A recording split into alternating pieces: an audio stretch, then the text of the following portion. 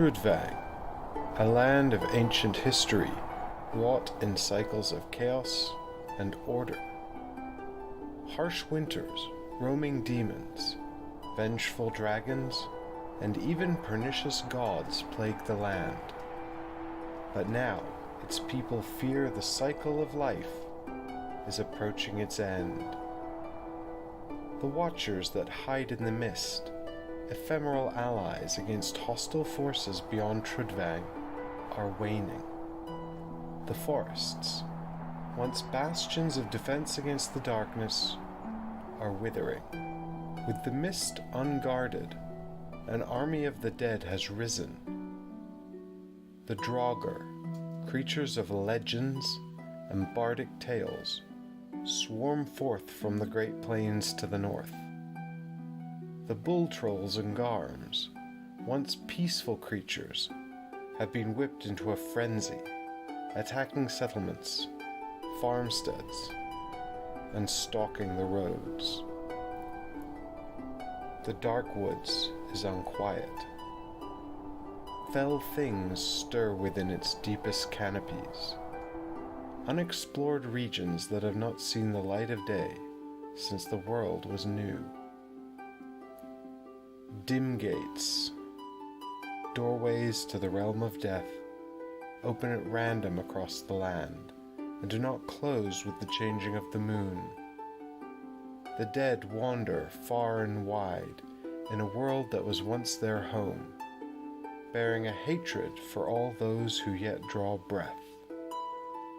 And what evil plans have been drawn in the minds of man? For rumors persist around a murderous cult whose promises of vast wealth and unlimited power have swayed even the highest ranks of many noble houses. Worst of all, the Snow Saga, an ancient stone mired in prophecy and tremendous power, has come under threat. Its guardian will rely on you to safeguard this most powerful of all artifacts from evil hands. Amidst all this darkness, there is a light. You, an odd group of heroes tied together by a charge to face these many evil dreads and deal with them, for better or worse.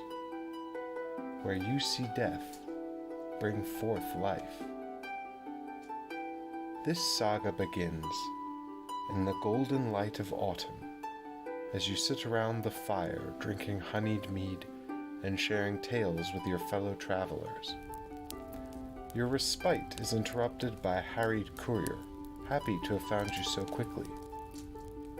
The courier presents a letter from your mentor, the ancient elf Kirjanti, who trained you and so many others in your youth. He urges you to hasten to his tower in Edgeland. You've not heard from him in a good while, but Kirjanti is ancient and wise, and he would not seek you over trifling matters. In the pre-dawn light you take to the road, beset with all the usual perils, yet your hearts are uneasy for different reasons altogether.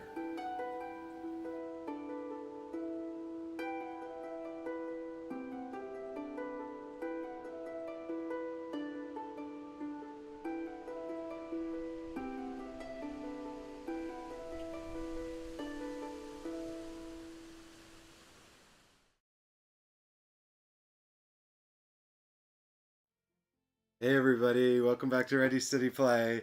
How's it going? Hope you're all having a wonderful Sunday out there. And thank you for indulging my my little video antics there. Don't get used to it, guys. That took a lot more effort than it should have.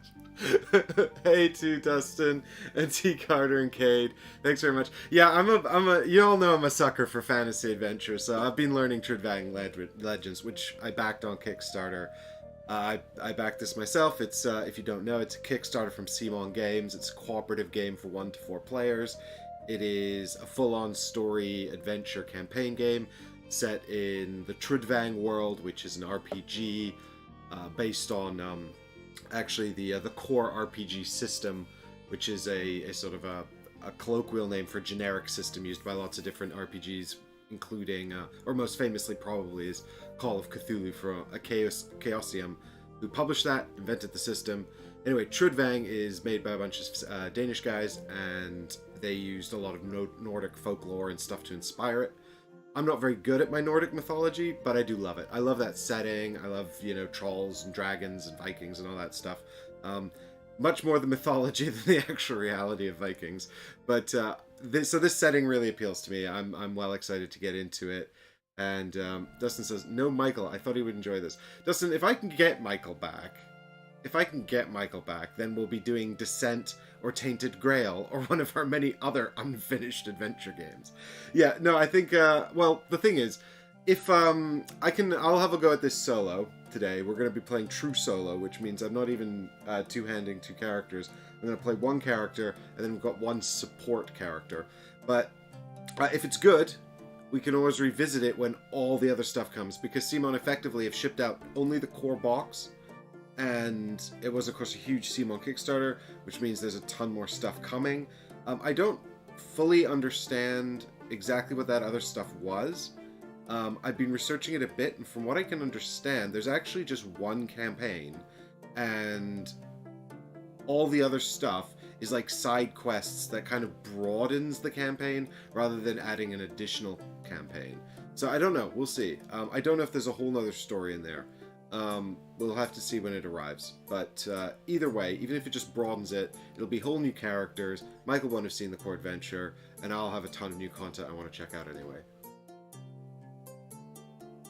Steven says, loved your Outer Rim video. Thank you very much, Steven. I appreciate that. It's always nice to hear positive feedback. Even if it's not true, you can say it anyway. But thank you so much. And yes, so this is a really kind of interesting. This is designed when Eric Lang was still the head of design at CMON. I know he worked on this. I think he credited himself as co-designer. He did leave during the development process of the Kickstarter, so that's interesting. But also one of their other sort of head designer folks, Michael Chanel, worked on it as well.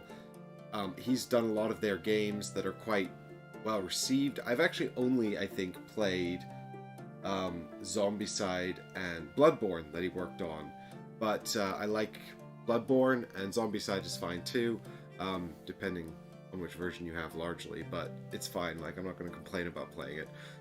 So I think he's probably pretty good, and I'm really keen to check this out and see what's going on. Like I said, I'm a big fan of the setting. It proffers this system called the Legend system. Bruce says, Lang left CMON a while ago now. Yeah, and Trudvang Legends was kickstarted a while ago now, Bruce. I think the Kickstarter campaign for this was about 3 years ago. And Lang left probably about a year ago, I think. Maybe a bit longer. So, but they had... It's interesting, actually, because they had done quite a lot of work on this before they launched it. But then I was watching their 25-minute rules breakdown in preparation for this video after I'd already read the rulebook, and it's changed quite a lot. They've really sort of moved things around, which they did talk about in their Kickstarter updates, which I didn't read because I'm very busy. But anyway, I'm quite excited by it. I'll show you guys what I've got set up on the table here. So there's effectively two boards. There's this map board here, and then a story adventure board over here. And I've got my little character board down here. And this is our hired hand. This is sort of a secondary player who can help us out with some passive effects during tests and combats and things. But you've got this board here, and what's on the board are all these little slip wallets. So you're going to slot cards in here. I've actually already slotted a card in here. I can show you guys on this camera, actually. It'll probably be a bit clearer, or it'll be wildly glare-orific. So here you can see I've slotted City of Vod into this slot here in the territory of Sylvan. And this is what they've termed the Legends system, and effectively it's just sort of a board that evolves over time. So the cards are going to change, the events of the board are going to change based on the decisions you've made during the campaign. So that's exciting. And You've also got over here, this is my player board. What's this? That's just my player board again. So what we've got over here on the adventure board is, you know, let me move my little face over here as well. Get out of here, me. So this is the adventure board, and this has two sort of sections. This double column section here, where we're just going to put cards as they come up. Right now we've got two cards, which we start with at the top, which is called Leveling Up and Defeat, and these tell us what happens when we level up or get defeated. We've also got the phase track here, which are the phases of the game. There's 6 slots, but only 3 start filled. This token's going to track them for us. We've got Travel, Engage, and Explore as well. So that's interesting how this sort of legend system also can be add additional rules and change the structure of the game itself. So we'll have to see how that works out. I've also got 3 enemy cards out here. They're actually supposed to be in this column, but I just didn't sleeve them. I'm sorry. I thought it'd be easier to see them here on the table. I also have, what you can't see is an enormous number of tokens and miniatures off to the side, because there just wasn't enough space on the board.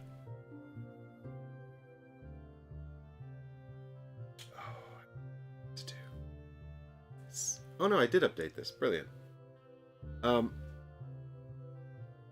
So yeah, Cade's asking about legacy system. It's not legacy.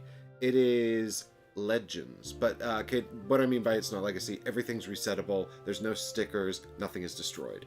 So it is a sort of an ongoing, evolving system. And I imagine it would be a right pain to reset it and then try to set it back up again. But it's not a legacy system. Stephen, we'll see about that. But yeah, webcams are not exactly best known for their autofocus. The wallets on the board is a unique idea. Yeah, Bruce, it's a fun idea. It's definitely it's actually, do you know what it kind of reminds me of? Is the ship book from ISS Vanguard. It's kind of a similar concept, except in Vanguard it's a ship where you're changing things up, and here it's an actual fantasy land. Actually, this did precede ISS Vanguard as well on Kickstarter, but, you know, who's keeping track? Really looking forward to this long-awaited game. Hope it doesn't let the backers down. Yeah, likewise, me too, Ulf. I'm really looking forward. Well, to be fair, I back this because, you know, I have some faith in Lang and Sinal. I don't know. Like, CMON is a bit hit and miss. I don't usually get in on their zombie side stuff. I didn't do Marvel United or anything like that, but I've enjoyed Bloodborne, the board game, a lot. I've enjoyed Cthulhu Death May Die a lot. This is very different to those, so we'll have to see. I mean, the things I like about those typically were that they were quite sort of simple to execute, but remained engaging throughout. This, I think, it doesn't actually seem that complicated, despite the fact the rulebook was very long. It doesn't feel especially complex, but I also think that might be because I'm used to working on these kinds of big story games as well. It took them years to redevelop the game. I backed / won the game. I was wondering if I was going to keep this or not, so thanks for taking a dive into it. Well, Dustin, that's a nice prompt actually to let me say this is, of course, a story-driven game. I can't possibly play it without revealing spoilers. According to CMON, even that video I showed you at the start has spoilers in it, but that's all the text you read up front, basically. So that was just an introduction to the world and what's going on. We've received a letter from Kiljanti, our elven trainer, who's trained us, and we've arrived at his castle in Edgeland to see what he wants to talk to us about. Something serious. Meanwhile, the world is sort of falling into chaos with these portals to the world of the dead opening up, and this mysterious cult that's alluded to, and all these kinds of things. So, that's it. That is apparently useful hints and information to learn about the game as you're moving forward. But also the you'd read that before you started anyway. But now, as we move into this, I'm not going to be able to conceal the spoilers. Of course, you might make different choices. I understand this is quite a choice-driven game. That's kind of the premise of the Legend system. So it'd be a bit of a bummer if you played, made different choices, and the thing was the same. The outcomes were the same. So we'll see. But as Chris and I have also discussed, it's maybe not so much the outcome of the decisions that's important, but the impression that they are important. The illusion of decision. We'll see. But I'm excited by this. I'm keen to try it and see how it's going. So what I'll do is I'll come back over here and I'll show you guys that I'm going to be playing as Catley, the Vintner something. She's got a funny name. She's basically a wizard. I picked her because she's a wizard. And I like wizards. So, Catley, the Trudvang version of a wizard. Incidentally, you'll discover very quickly I know very little about the actual RPG. I also have the leader token. I don't know why. I don't really need a leader token in a solo game. So I'll just put that away. And the other character I am playing as is Vulgar. I picked him because he's the warrior, but he kind of looks like a big sort of stoic, silent, angry type. And I thought I kind of like the image of the mage being followed around by this big sort of hulking, iron, stoic, silent type character.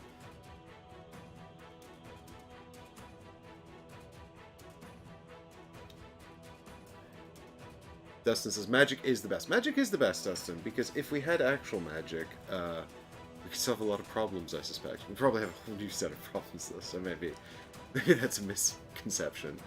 Lucard says, if I don't see a carriage with a spider, I'll be disappointed. Is this a Trudvang reference? I don't get it. Like a horse and carriage being pulled by a giant spider? I gather that after you finish each chapter, the gameplay changes. Well, Bruce, we'll have to see. Like I said, there's a premise that that the structure of the rounds can change, the spaces on the board can change. There's a sort of a surprising amount of resetting of the characters as well between sort of chapters. But we're just going to do chapter 1 today because I don't know how long it is. I've not even had a chance to play the game. I wanted to do it live on stream with everyone. So apologies if I'm got my head in the rulebook a little bit while I try to get everything straight. But I've got I've read through the rules. It seems fairly straightforward.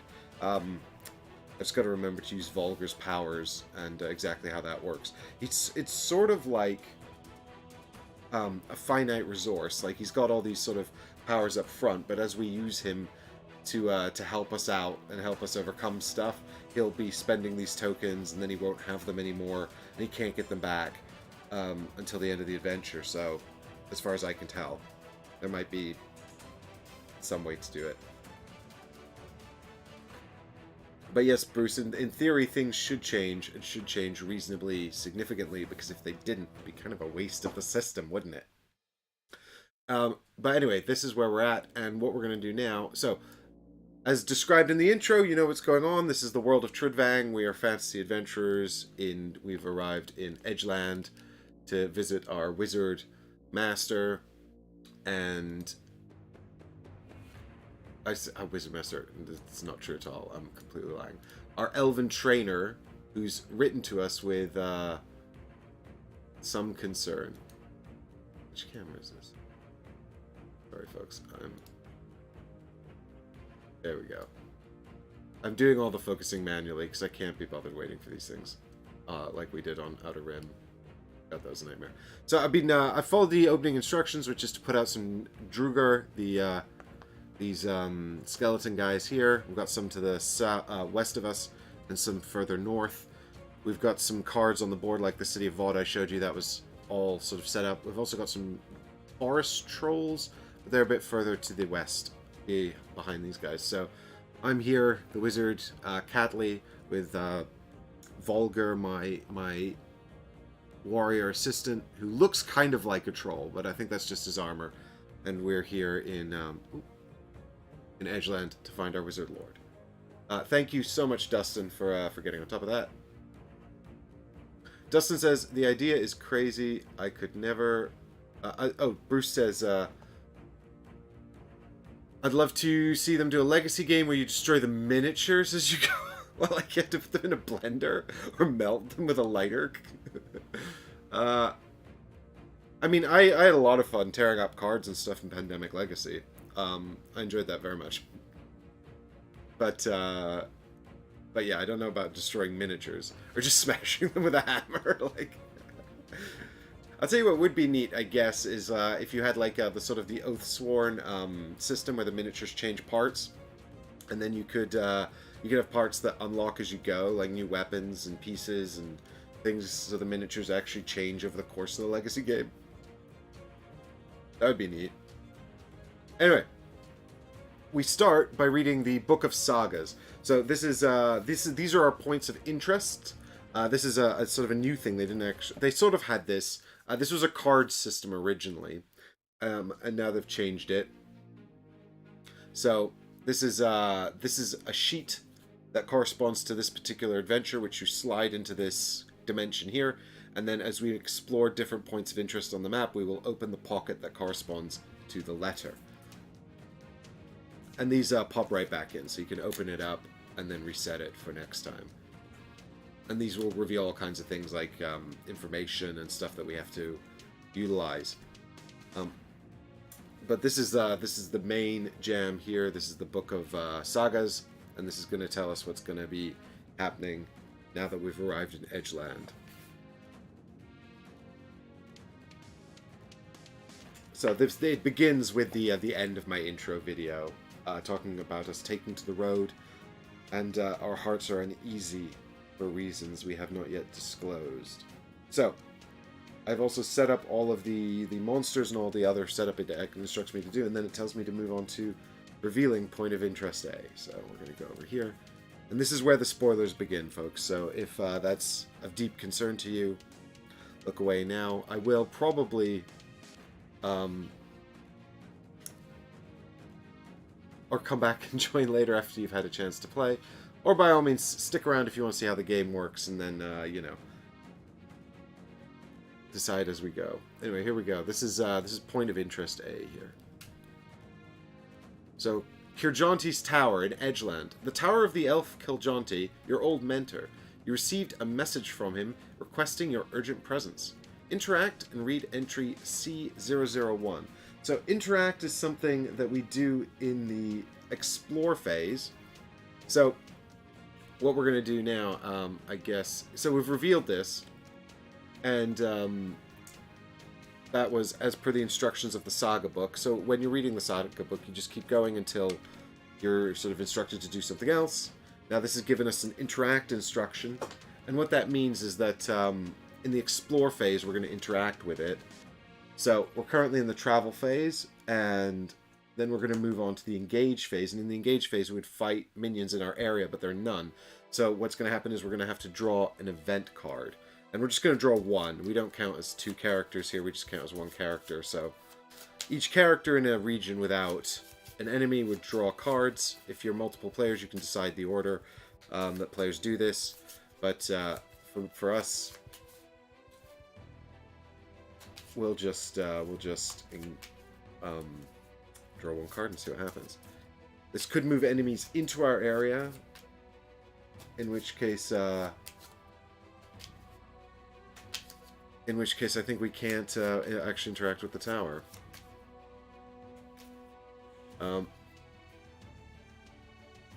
Eddie says, I love the artwork. Eddie, I love the artwork. The artwork's amazing. Just, you can really sell a whole product with artwork. It's quite incredible. Alright, let's see if we put this on. Is this... Oh, that's the wrong camera. Again. There we go. Dark Chasm. It seems to be the only way forward. Each hero in the party must perform an Agility 2 test. Alright, and then let's not look at the results. Okay, so we're going to have to perform this Agility test. So now I can show you how this works. This is a kind of a bag building game. A lot of the resolution of tests and combat are both done by drawing runes out of a bag. I've got my bag here with my starting runes. Now, in a solo game, Vulgar doesn't have to do this. So it says each hero in the party must perform an agility test. The wording is very important. It's going to tell you different things. It might say one hero in the party. The party is all the heroes in this region. So because we're solo and Vulgar doesn't count, we're the only hero in the region, so we just have to do it on our own. We're basically going to have to do every test. What we can do is also spend his tokens to help us out if we need to. Our agility is pretty bad, so chances are we're not going to pass this test. But let's see. These are our starting tokens. So this is what we got in the bag. 4 water, 2 wind, 2 earth, 2 fire, which are also different stats. I don't know why earth is agility and not wind, but never mind. Fire is strength, wind is charisma, and water is intelligence. And the 5th one there is demonic, which is, they might call it dark actually. I think it was demonic and they changed the name. But anyway, it's bad. Those are the bad ones. So the way we do a test is we simply draw 7 tokens out the bag, and we hope to get 2 of the ones we need. Bruce says haircut plus 5 charisma. Thanks, Bruce. It was getting all over the place.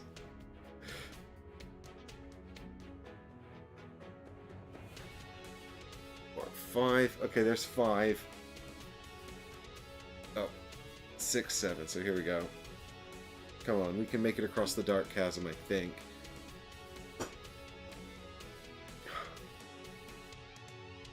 What do we got here? Uh-oh. I see a wind, a water, 2 fire, and 3 demonic. So we haven't got a single success. So I don't think it's probably not worth spending Volgir's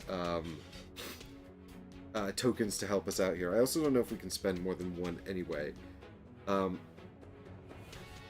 we can discard runes matching the test type to the pool to add successes.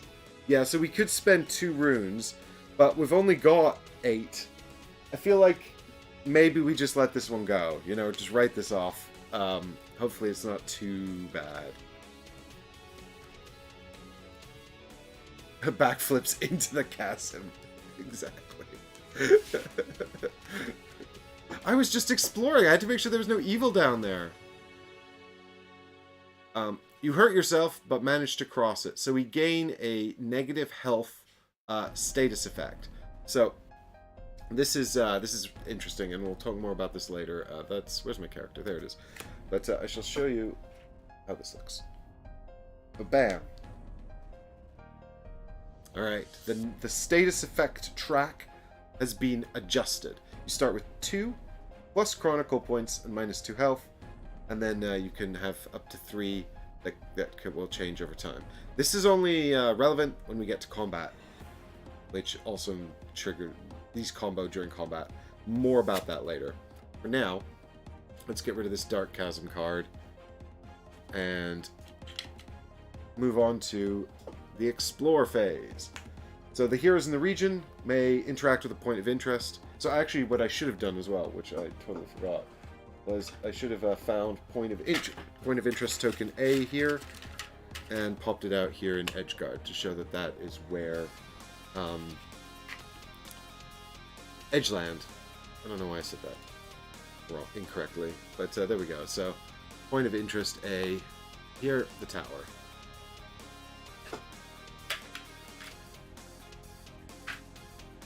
And so now we can interact with it. And when we interact with it, we read the next chapter of the book. Kirjanti welcomes you warmly. I'm relieved to see you again, my friends. My days are troubled and my nights are restless. The Snow Saga is in jeopardy. So you all remember that from the intro. That's the magical rock that's really important. That's about all I know about it. It's some kind of ancient artifact, and it's important, and evil wants to get their hands on it, and there's a guardian who maybe we can help out. From his pocket, he pulls a mystic stone, beautiful and white, almost thrumming with power. Oh, okay, so it's a little rock. I genuinely thought it was going to be like some kind of like menhir or something. I have guarded it for centuries. In my waking hours, I keep it on my person. At night, it returns to the vault. You know well this task laid upon your mentor's shoulders, but you're unsure of the true extent of the artifact's power. You know Oktar Jarl of Stornhaven? Troubles stalk his lands, and he's asked me for aid. I would send you to Wildland if you're willing, but the hour is late, and your old rooms await you. We shall make counsel tomorrow. Your slumber that night is populated by a nightmare. A mighty warrior, taller than most men, passes your window, climbing the tower. He is armed with 2 massive cleavers that have never known an honest day's work. You wake at midnight. You've slept far longer than normal and feel weary as after a day chopping wood. Very unnatural. You seek Kirjanti, but no one answers. Just a quick addendum. I'm super into this. I'm enjoying it, but I gotta say there was a lot of typos in the rulebook, and there's a few typos here too. So if I stumble, I apologize. I'll forgive typos, like so long as it's clear. In his private quarters in the uppermost chamber, you find your old mentor, dead in his bed, the sheets soaked through with his blood. A cry of anguish escapes you unbidden. Blood tracks are apparent on the floor from the bed to the window. Someone must have climbed the tower. Was your dream truly prophetic? The Snow Saga. You race down the tower to the vault, only to find bloody footsteps on the marble floor, the vault door shattered, and the Snow Saga missing. Poor Kirjanti did not deserve his fate, and had always stressed how vital it was that this mysterious artifact of the distant past never fall into the wrong hands. Now it has happened. Any hero in the party may perform an intelligence test to investigate the crime scene. Right, that's me. I have intelligence. Dustin, I agree. But also, if they had to do a lot of work on the game or on the rule set, I'd rather they put it into developing good rules than making sure all the spelling's correct.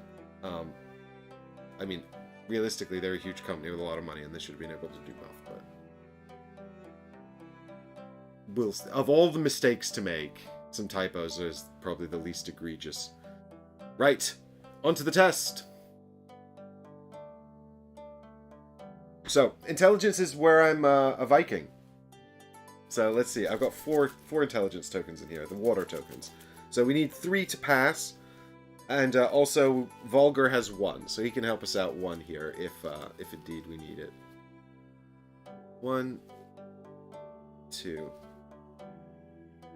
3, 4, 5, 6, 7. I really want to pass this test, because this is what I'm supposed to be good at. Oh, look at that. I found all 4 of them. Great. Good. All the water, a demonic, and 2 wind. Brilliant! Oh, actually, that was amazing. Crushed it. Good. I'd be upset if we failed at our first sort of main stat check. It was the butler with the demonic ritual dagger in the bedroom. It might have been Lucard. It sounds like it was the butcher, though, with those cleavers. If at least 1 hero succeeds, move on to entry blah blah blah blah. The murder weapon is apparent. A shard of black crystal, unnaturally cold, deeply buried in Kirjantir's heart. Okay, so I would worry about the people that couldn't figure that out. You feel a strange sensation touching it. Be cautious. Nothing short of powerful magic could have killed the Child of Light so easily. A hero in the party gains the item card Black Crystal Shard. Well, that's me. So the items are really interesting. In that they're sort of like, they stack up in a deck, and then as you use them, they kind of rotate. Like the deck sort of resets.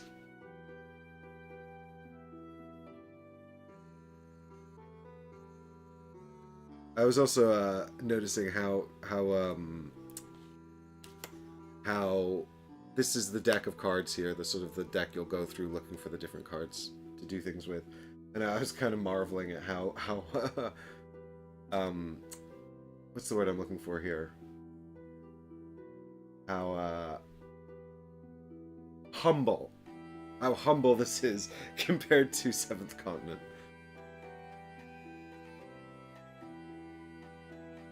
So we can spend 2 Chronicle points, more on those later, to instantly discard all the demonic runes we've drawn and lose a heart.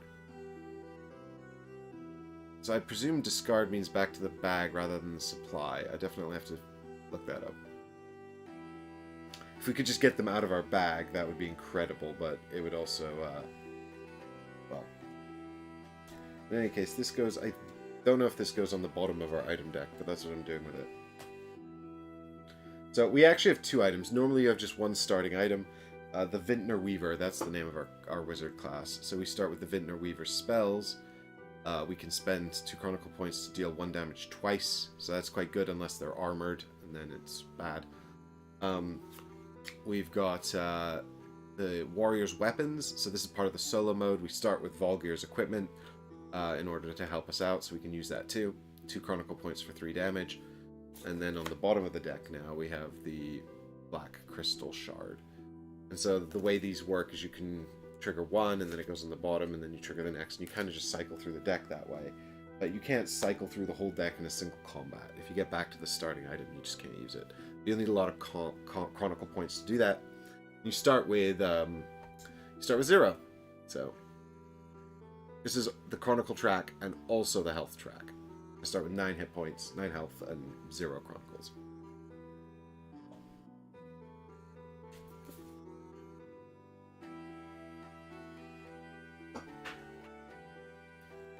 You feel a strange sensation touching it. Okay, yep, we've done that. Meanwhile, dark forces gather in the north. Place a forest troll in Wildland.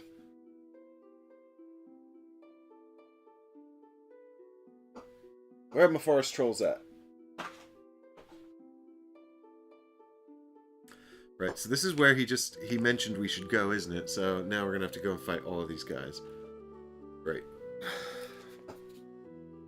You can follow the bloody footsteps to seek your mentor's assassin, or go to the Wildland and find Jarl Oktar as Kirjanti wanted. Reveal point of interest B and C. Oh no! Choices!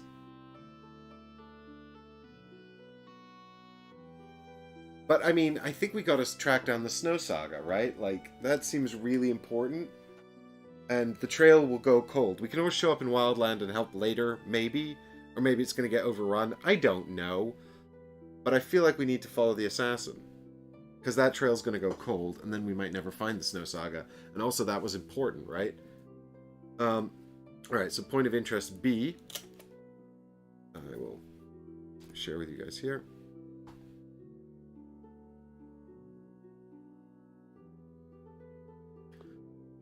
The Assassin's Tracks, Troll Ridge Mountains. The tracks of Kirjanti's assassins seem to point west in the direction of the Troll Ridge Mountains. So that's directly west of us. Or we've got Windows C here. I didn't punch all of these windows yet, so some of them are a bit tougher than others. The Palace of the Jarl of Stornhaven. Jarl Oktar, the most powerful man in Wildland, warned Kirjanti of the dangers in his land and requested your visit. He's still unaware of the murder of your old mentor.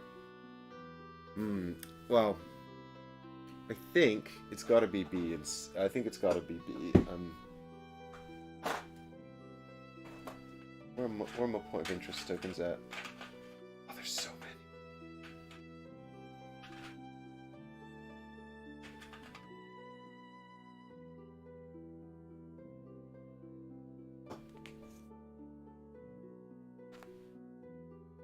Also, if we go follow B, we have less things to kill. Lucard says, you should bury your mentor. Don't leave him rotting in his bed. Yeah, we should definitely bury him. Do we actually, though?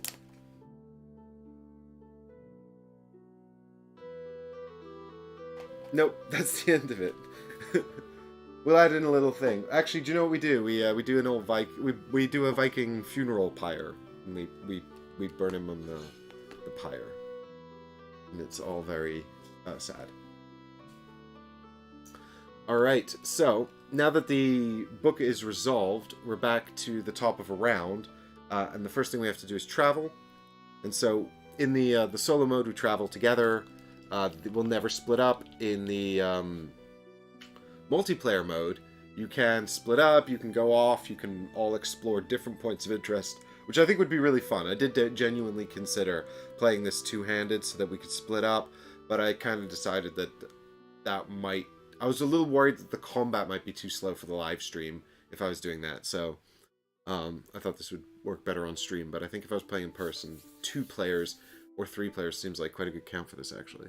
So we move into here, and now we are going to move on to the next step. So that was travel.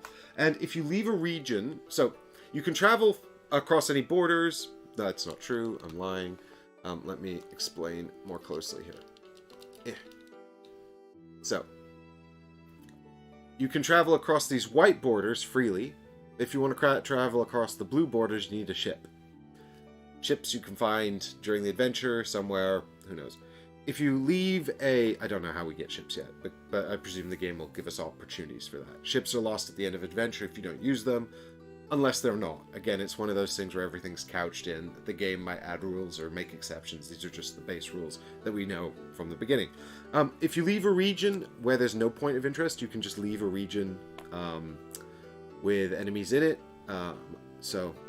But you'll take 1 damage per enemy in that region, so in this case 2. However, if there is a point of interest in the region, you're not allowed to leave it until all the enemies are dead.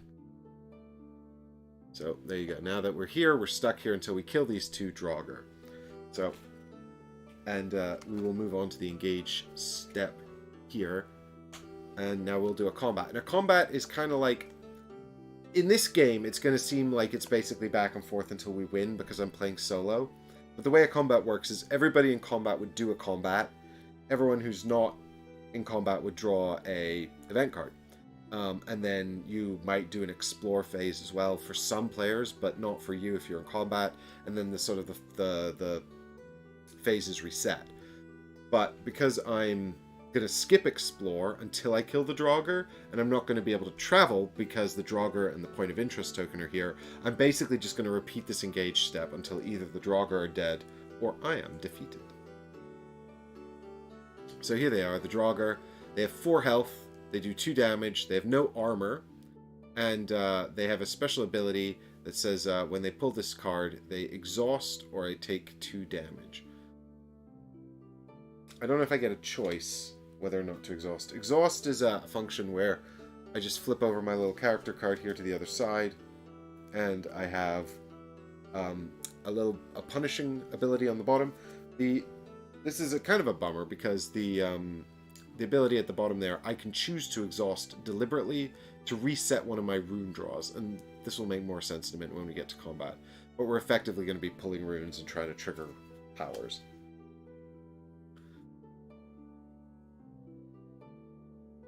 Yeah, T. Carter's like, we don't have any ships because we just burnt Kirjanti in the ship. It's true, yeah. We had a ship, and then what happened was Kirjanti had to be buried. I was literally like, what are these? Like, there's nothing here on my desk. And it's actually bleed through from the green screen. How much did I miss? How good is the game so far? Says Jordy Stavred. Well, Jordy, we're about to do our first combat, and that's going to be a big important thing because we're going to be doing a lot of combat, and if it's not engaging, then that's going to be a problem, I think. So, combat is just 2 phases, and I'm going to have to refer to the rulebook a little bit here, guys, because I haven't had a chance to do this yet. But the planning step and the resolution step. So, we move to the engage phase because we're in a region with 2 enemies, the Draugrs. We're not going to draw an event card, and instead, we are going to choose to activate items and companions. Well, I can't do the items because I don't have any Chronicle points to pay for them, and I don't have any companions either. Volgar is what's called a hired hand, and that's something a little bit different. So we draw 4 cards from our feat deck. So these are sort of our powers, and they represent what we've got going on. This feat deck is made up of a number of feat cards that belong to Catley, and some that belong to the Vintner Weaver. And so we're going to draw 4. We've got True Sight, which is gain 2 Chronicle points. And then you can spend a Chronicle point to place any 1 feat card from your discard pile on top of your feat deck. Well, I don't have any in my discard pile yet, because this is the first time I've drawn any. we've got the Mud Wall 2. Why am I drawing level 2 abilities here? Sorry guys, I've set this deck up incorrectly. Oh, I'll tell you what I'm doing. I'm using the upgrade deck instead of the combat deck. My bad.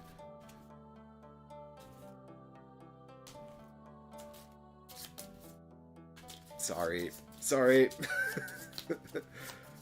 Right, these are the upgrade cards. Do you know what?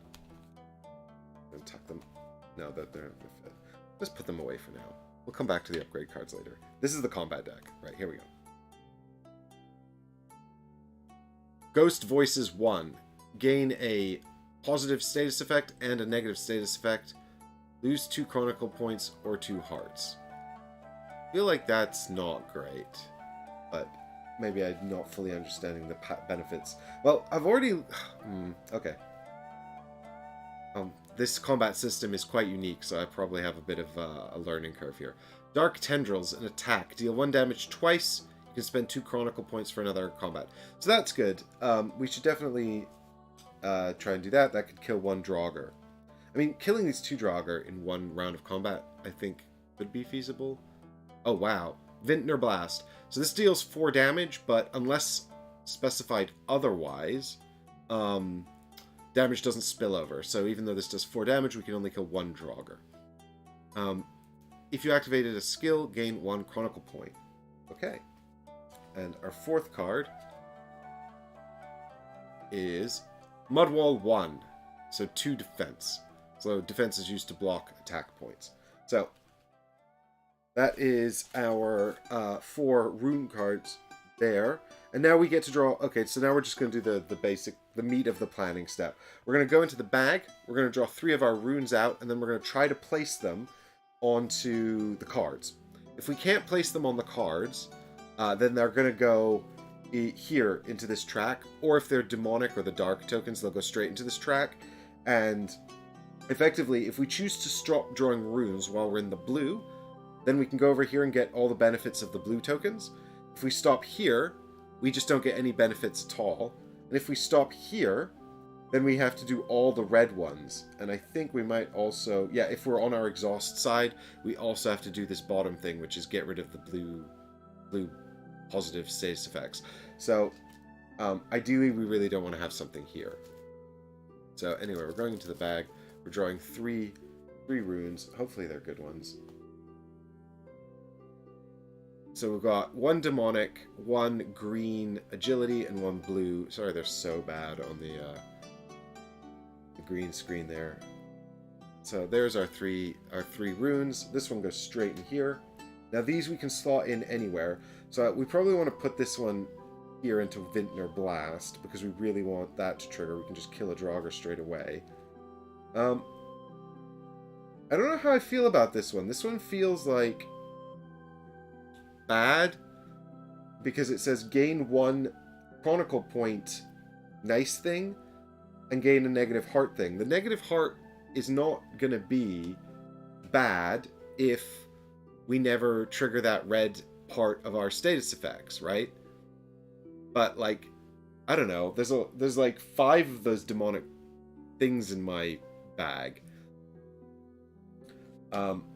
But also, if we trigger a skill with this, we get another Chronicle point, and I think Chronicle points are really useful. So I'll pop this down here for now, rather than doing Mudwall, because I don't know, actually. Maybe I should I maybe be trying to do Maybe I should be trying to... Well, I can't do Dark Tendrils anyway, because I can't do... Because I only have a green.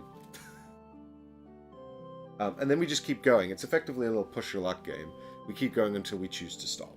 Or we run out of miss spaces, and then we can't go. So we've got 1 agility, another green. So here we go. This is what we've got here. So this is going to pop straight down into here. Now I'm getting a bit stressed out. We could pop this in here. So we've triggered the skill. And this can go over in the mud wall, I guess. So I'm willing to pull again. What's skill? A skill. Ah, good question. Thank you for asking, T. Carter. So, if I bring this over here, very quickly. The cable's almost long enough. I'm going to try not to unplug the camera and crash it.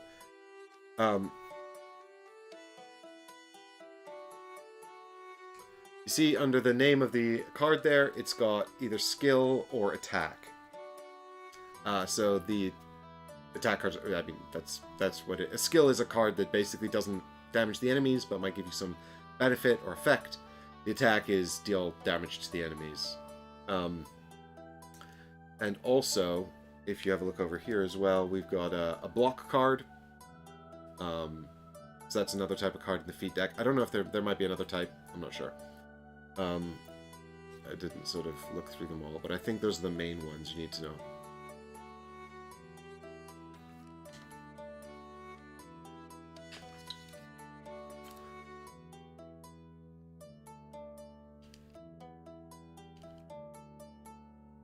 Is our glorious battle here of Draugr facing the wrong way. I don't know how easy it is to heal in this game either, which is a little disconcerting. So I'm gonna do another pull.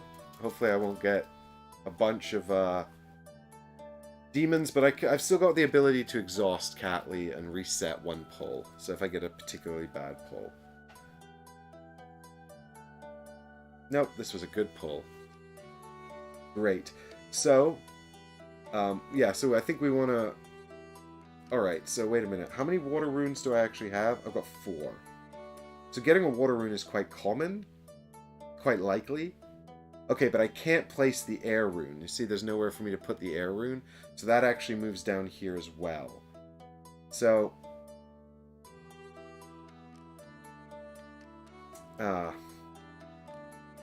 So I think maybe I need to stop here then. And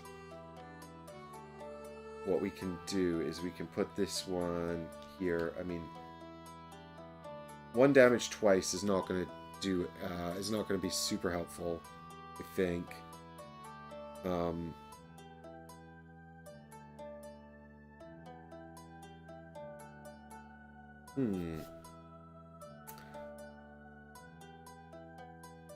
Yeah, I think, oh.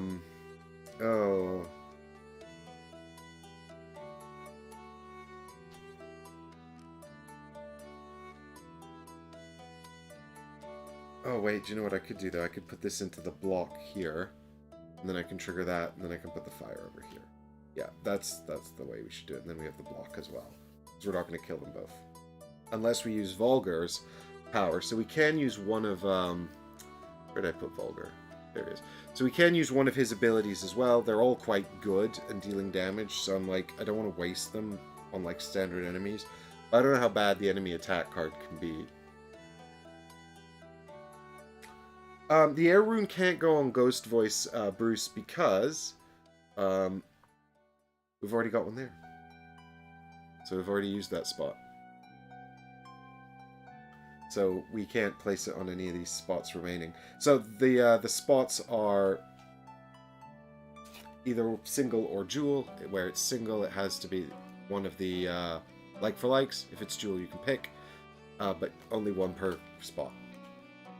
And then once it's filled, you'll be able to trigger it. So I think we stop here because the next token we pull, if it's bad, will disable this. I also have a total of 10 nice tokens and 15 bad tokens, and 5 bad tokens.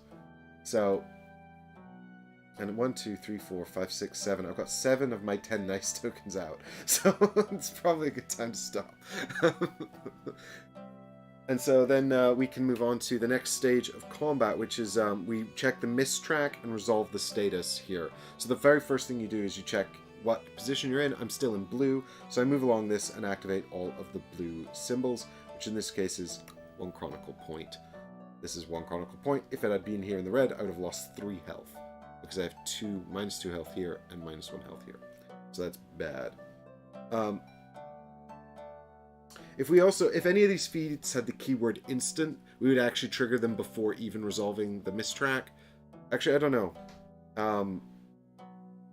Yes, it's true, before the miss track is even resolved. But I don't have any instant keywords, so that's fine.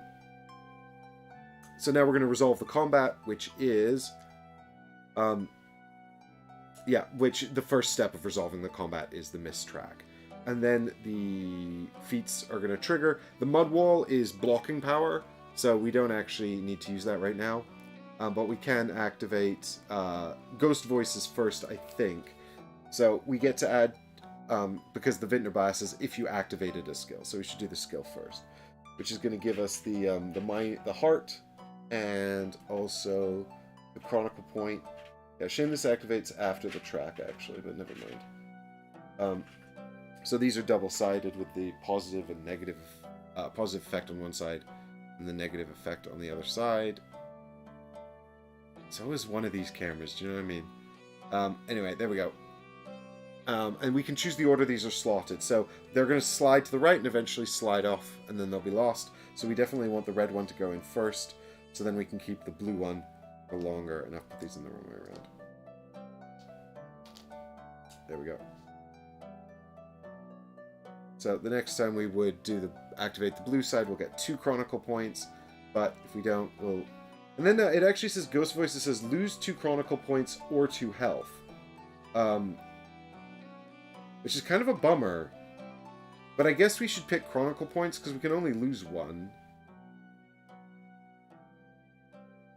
And I actually don't know what the ruling is on if you can't pay the full amount. But I imagine it's just, lose what you can.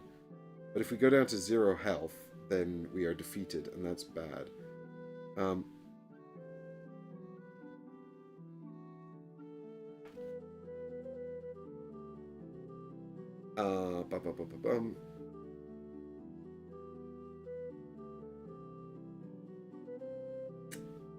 going to give this 2 seconds, and if it's not immediately apparent, I'm just going to rule in my favor.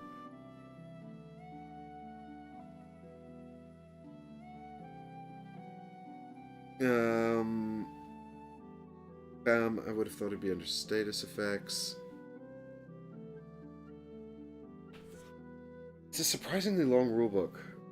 I guess it's because it's got quite a lot going on. I thought, to myself actually while I was reading the rulebook, I was like, this is quite long, but actually I think that it would be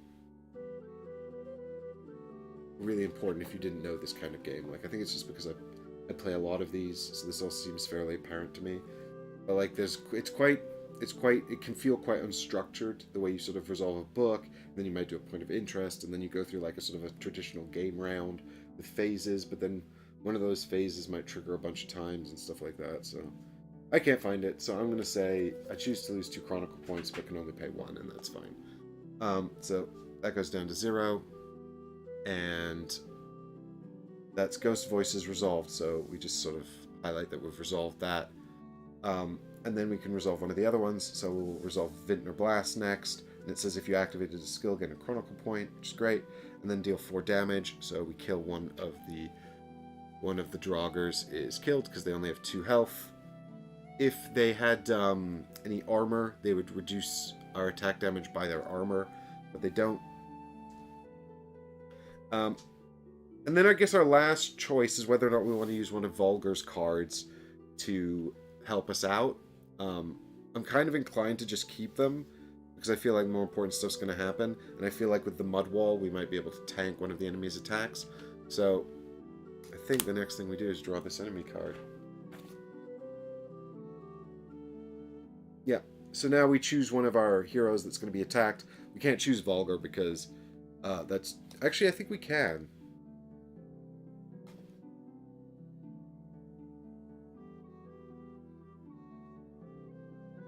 Yes. So we can choose him to take the hit, and when he takes the hit, he just has to pay these instead of hit points, so that's really bad. He does have quite a lot of blocking powers, though. And actually, this one is block 1 damage and deal 2 to the attacker. So there's a very real chance, actually, that we could use parry and kill the attacker. But I also feel bad that I haven't used my mud wall.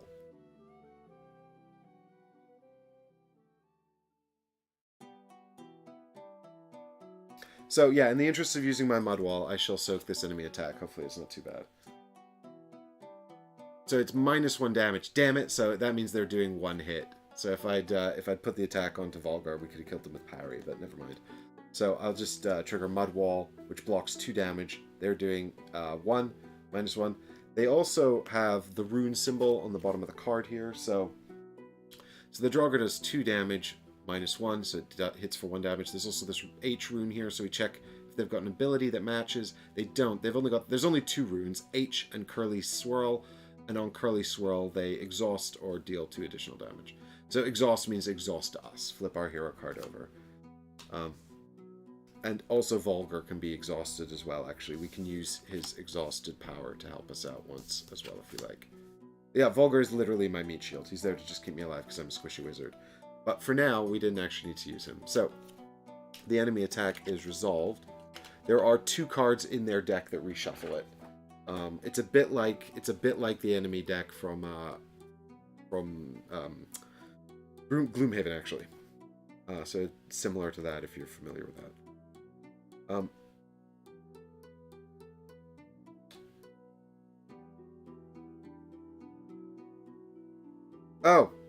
I've made a mistake. And my mistake was this. Because none of my attacks are fast, we're supposed to resolve enemy attacks first, and then my attacks afterwards.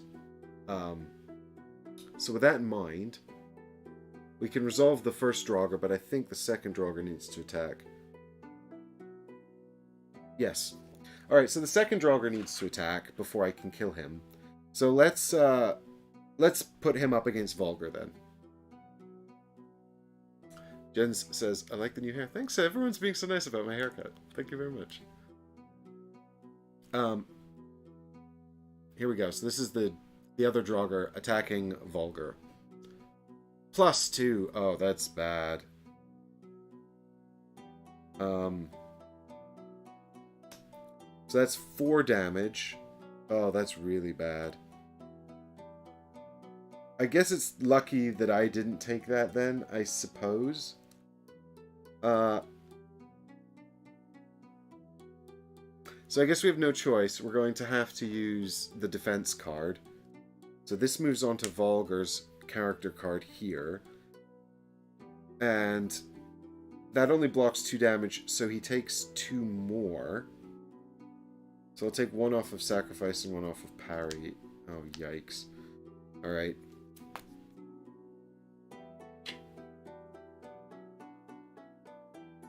So now we go through the process you saw before, and we managed to kill one of the Draugr. You can go back in the tray, sir. Get out of here.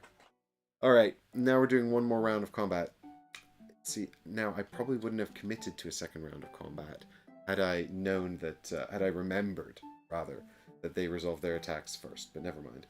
So all of the runes go back into the bag. This is actually at the end of a round of combat, technically.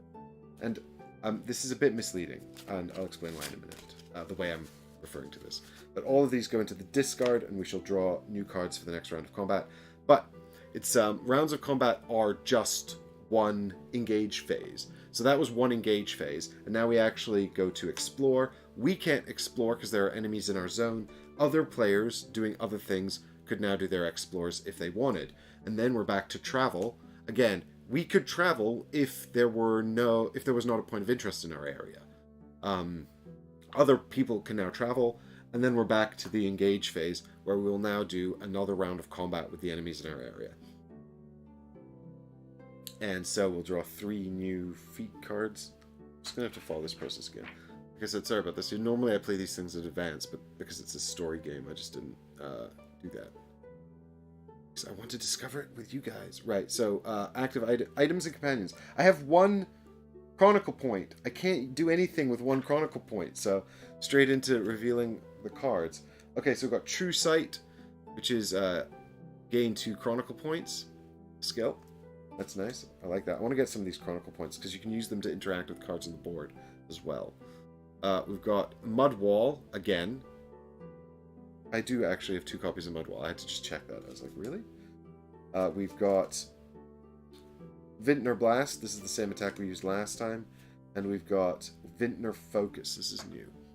So, it says, 1 attack deals +2 damage, or spend 2 Chronicle points. Each of your attacks deal +2 damage. Right, so we probably want to get that mud wall up again. I don't really want Volgar to take any more damage if it can possibly be avoided.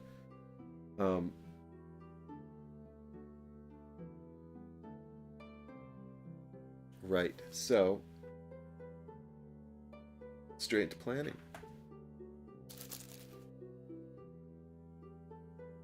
So we need to trigger the Vintner Blast because that's the only thing that can. Oh, that's not a good pull to start with. Oh,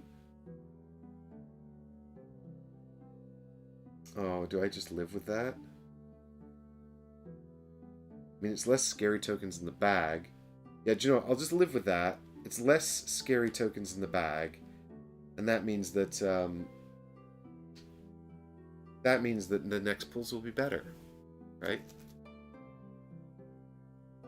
Hey, Ralph. Volgar glares at you. I imagine Volgar being like just completely stoic, like the mountain from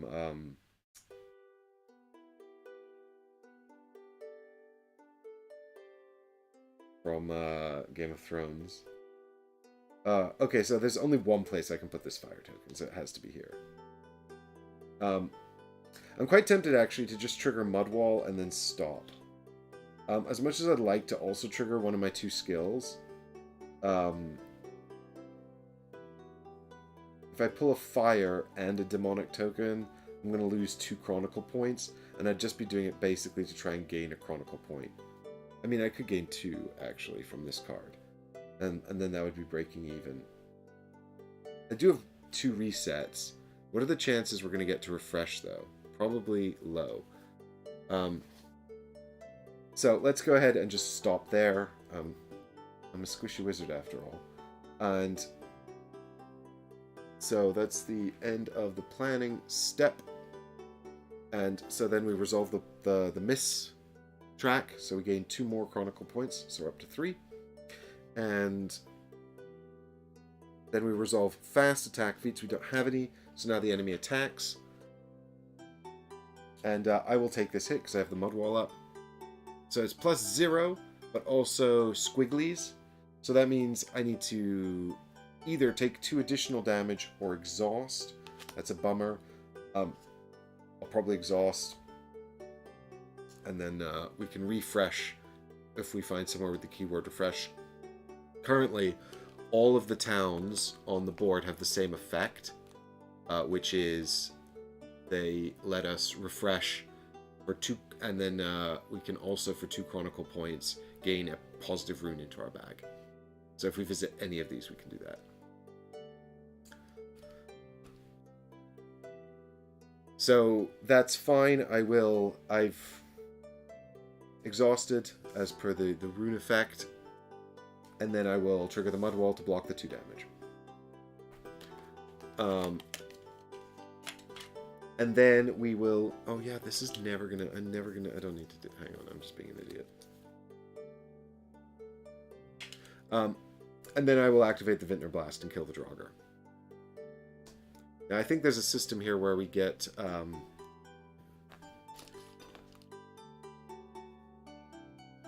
Huzzah! We've done it! We've killed the Draugr.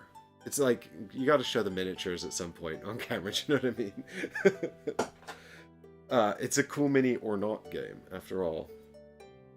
So, now that we've killed the Draugr, we can clean up the combat and then maybe go and resolve this point of interest. But we also get some experience, and I just need to remind myself how much we get.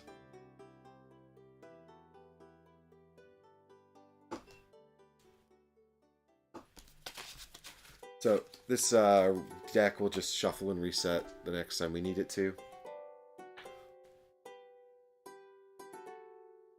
And there's also side quests. So you'll unlock side quests during the chapter, and then the next time you play, you can either do a side quest or a chapter. If you're not doing one of the main story chapters, you don't get any experience during the adventure, but this is a main story chapter. So once a region is freed of enemies, each hero involved in the combat gains an experience point. But Volgar doesn't gain any experience points. He just kind of levels up based on the game. So there's my experience point there. 1 little point for me. I'll pop it over here, actually. There we go. So I've done a good. And now we can go and we can explore point of interest B, which is the Assassin's Tracks. Oh yeah, and very quickly I shall move on to the explore phase.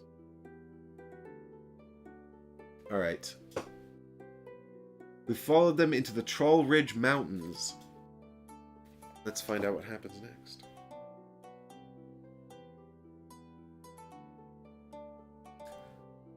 The tracks of the mysterious assassin and thief disappear in the rocky ground near a desolate village at the base of the mountains. You enter the only tavern, a smoky, unsavory place. The locals stare at you with suspicion and mutter to each other over their mugs. Discard point of interest B. You need information, but only two patrons seem open enough to speak with you. The first is a muscular woodcutter, well on his way to being very drunk, while the second is a dwarf, probably a stranger like you, sitting alone at a table. Who will you ask? The drunken woodcutter, or approach the lone dwarf? I mean, it's got to be the dwarf, right? Like, what are we going to talk to a drunk? You're going to be like, let me tell you about what I know. This is good beer.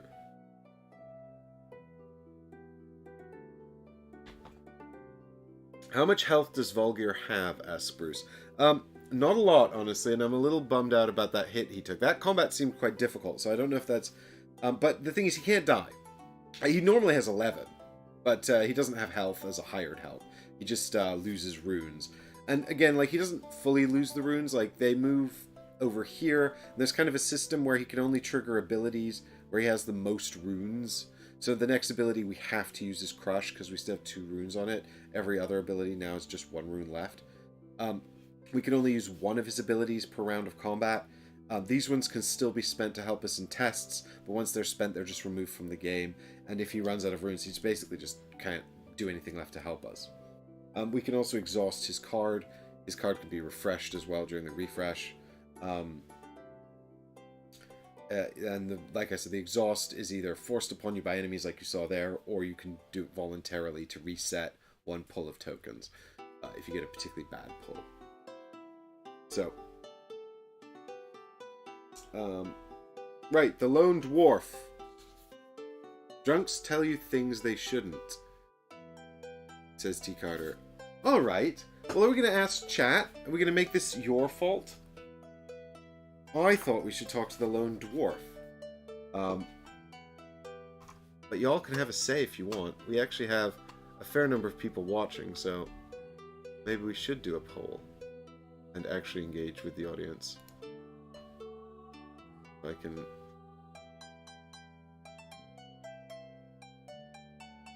What have I done? Of course, Mike, of course, will blame chat. Hey, listen, if you guys keep making bad decisions, then you're going to be held accountable. I believe in responsibility.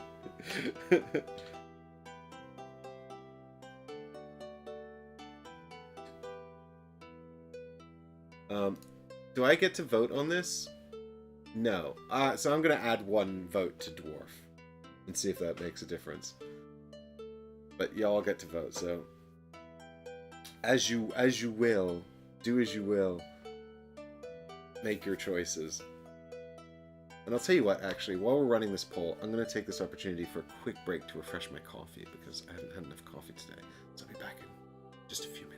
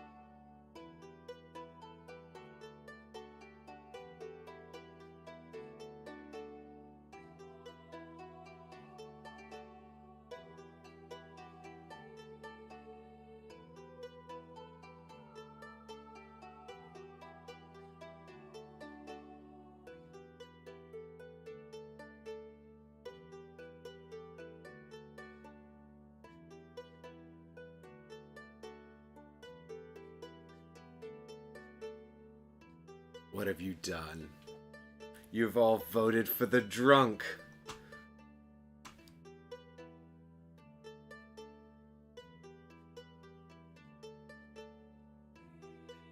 I mean, to be fair, my vote I think would actually tie this up, but also then I need a tiebreaker, so I think the tiebreaker is just chat's preference, which is the drunk. Oh no! Well, maybe you're right. Maybe you're right and I'm wrong. Wouldn't that be satisfying for you all? Let's find out.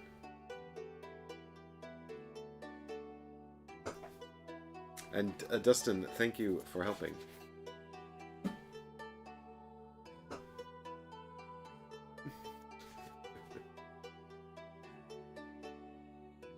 Alright, the Drunken Woodcutter.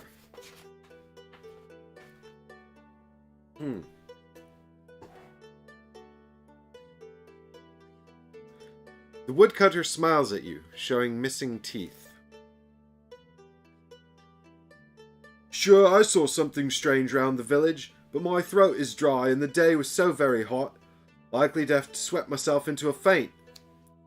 After a couple of tankards of ale, his heat exhaustion seems to alleviate. 2 days back or thereabouts, I saw a cloaked man taking the high pass to the Troll Ridge Mountains. Well, not sure he's really a man, being so big. What a helmet he had. Huge, black, big horns. Anyways, I'll mark it on your map if you like. Now that you have a hint, you can venture to pass the woodcutter.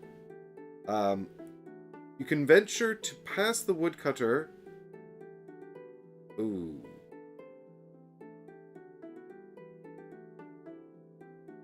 Okay. Now that you have a hint, you can venture to the pass the woodcutter saw, or you can speak to the dwarf if you haven't yet. Follow the mountain path indicated by the woodcutter, or speak to the dwarf.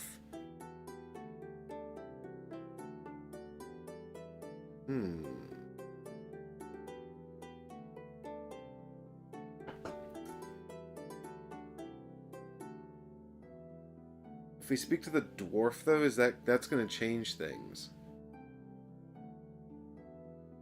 T. Carter's like, we could have spoken to them both all along. Yes, this is, well, we didn't know that, though. And we also don't know if speaking to the dwarf is going to change stuff. And also, I don't know if, I think I saw Bruce. Yes, Bruce, I see you in chat.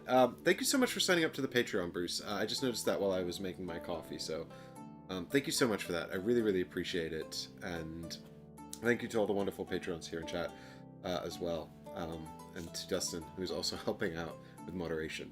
Alright, speak to the dwarf then. We've got votes for that, so we're going to go ahead over here and speak to the dwarf and see what happens. You follow the wood... Oh, no, wait. Speak to the dwarf is the other one. A tankard is always a good introduction when meeting a dwarf. He invites you to sit at his table. He introduces himself as Durlag, a wandering prospector. When you ask him for info about the assassin you're hunting, he scratches his head before answering. I saw a massive fellow, an ogre, pretty sure, entering the pass, but he never reached the end. There's an old dwarven mine, now dried up, lets you cross the mountain from below, much faster than climbing up the pass if you don't mind the dangers. Seeing your reaction, he adds, I hate ogres, you know. If you want, I'll lead you through the mine, not the safest place for surfacers. Now that you have a track, you can accept the dwarf's offer to go through the mines, or you can speak to the woodcutter if you haven't yet. Accept Durlag's offer and follow the dwarf into the mine, or speak to the woodcutter. Right, yeah, so we can follow the woodcutter to the mountain pass, or we can go through the mine with the dwarf.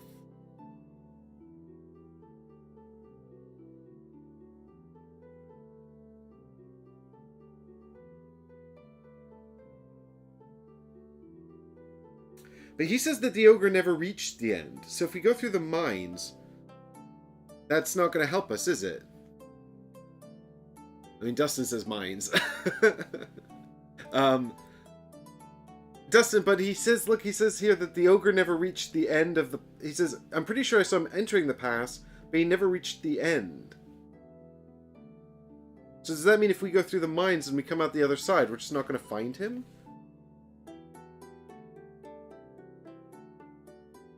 What was he doing up there? Is this even the person we're looking for? I'm inclined to go follow the woodcutter's advice and go to the through the pass. Just stick to the trail. Even though this is probably dangerous. So, here we go. You all die in the snow. End of adventure. I'm kidding. It's a joke. You follow the woodcutter's instructions and find a narrow path leading deep into the mountains. Several hours bring you to a deep crevasse crossed by a rope bridge. How did a creature so huge manage this? Yet this is clearly his road. You gather your courage to cross, but a cold wind starts blowing as if winter itself would conspire against you. The smallest slip and you will fall. Each hero in the party must perform an Agility 3 test. A ranger succeeds automatically. That's fine. This is why we were saving Volgar's tokens. This is what we were saving them for. Because I'm probably going to draw a 0.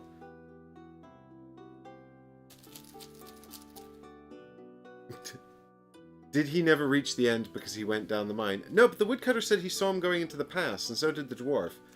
They never said they saw him going into the mine. They said they saw him coming through the pass, but then they didn't see. They said they didn't see him coming out. Okay, what do we got? 3. Oh, that's not terrible. Oh, yeah. We got 1 success. Uh-oh. Well, we've got 1 success, but I think this is the time to use Volgar. So we do have 2 agility tokens right here that aren't doing anything else, so we can spend both of these to add additional successes and pass the test.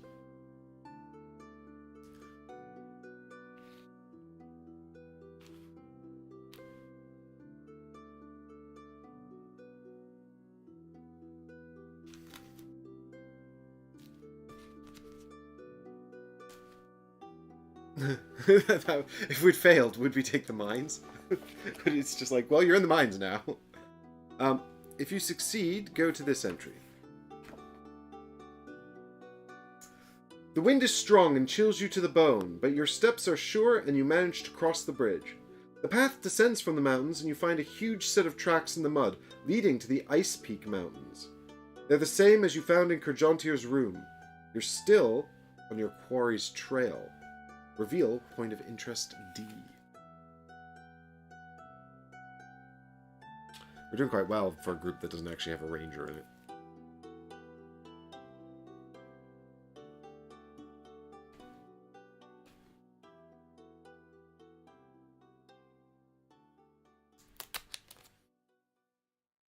Camp in the woods, the Ice Peak Mountains. You see the track that you see the tracks seem to lead to a clearing occupied by crude wooden huts. It looks like a forest troll camp. Interact to read entry C028.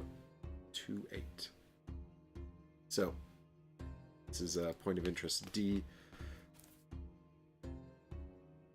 which is going to be here in the Ice Peak Mountains.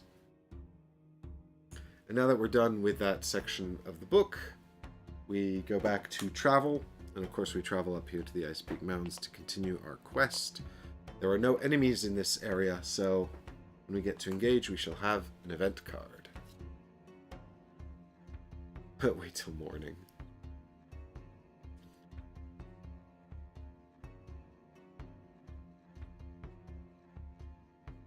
Uh-oh. You have visions of vicious enemy troops marching in your direction. Move all enemies one region close towards the closest hero. Well, I did know this was a thing. So the enemies, this is enemies that feature the symbol of the arrow, which means the Draugr will move towards us. However, the Forest Troll will not. So if we do wind up going and investigating point of interest C as well, I guess we have less work to do now.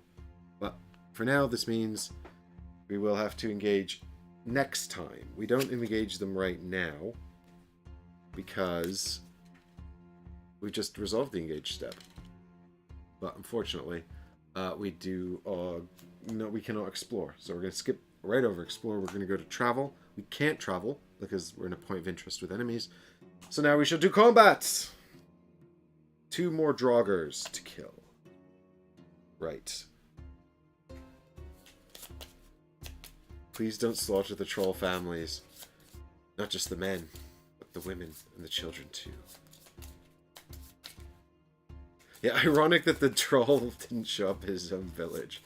Let the undead go and do his work for him.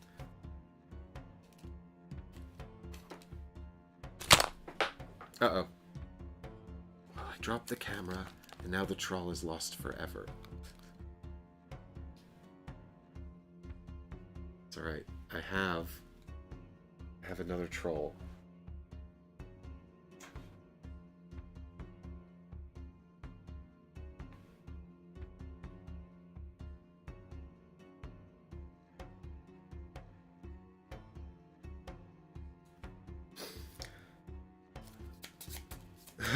Exactly. They didn't want me to have to fight that troll. They wanted that troll gone. I also have knocked myself over.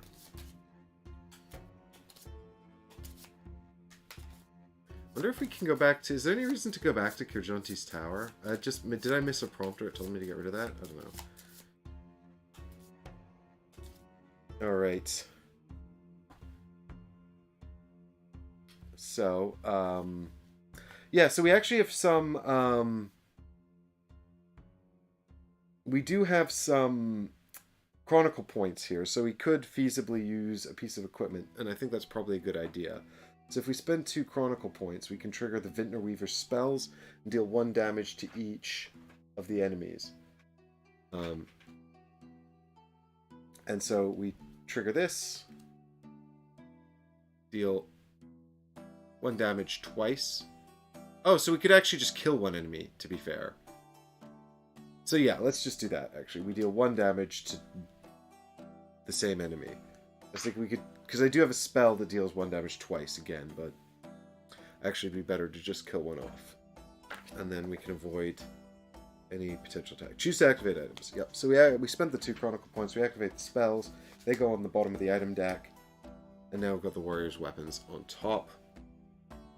And one of the Draugr is killed.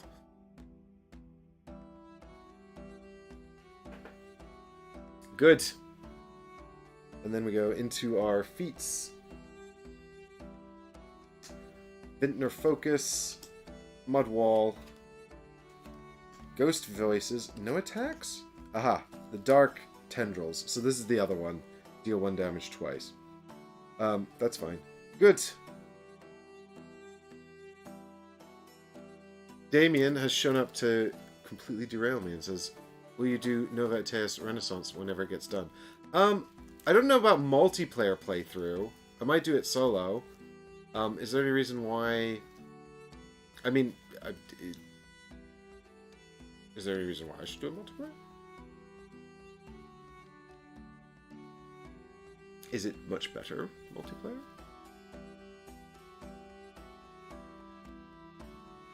Is it just because y'all think I'm bad at making decisions? I have pulled 3 water tokens. So, I mean...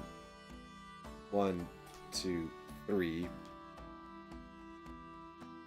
Because we like Michael in the vids. Dustin, I know, we all like Michael in the videos. But, you know, Michael and I have so many unfinished games that we need to finish those. So if Michael will come back, we will do one of those ones, I think. Ooh, again, I think I'm just gonna... So I think we put this into Mudwall so we actually finish something off, and then these 2 can come down here. I'm not gonna recast this yet, but... Because we can still exhaust Volgear to recast one of these. And just to make things a little easier, maybe I'll do this. Does that help you guys see sort of where I've put the tokens? Alright, so... We can... Ooh... It's getting close, but we have got Dark Tendrils now. And we can also... engage... I mean, I actually don't really care about Vintner Focus, really. But I don't want Ghost Voices either, so we might as well put that down there. This goes here, and then we can call that a day. So, successfully resolving that.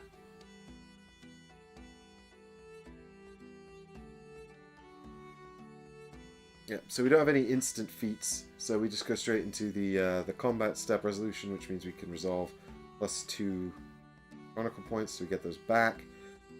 And now the enemy is going to come and attack us. Uh-oh. So I think I do have the mud wall, so maybe I'll take this attack. That's an event card. So maybe I'll take this attack.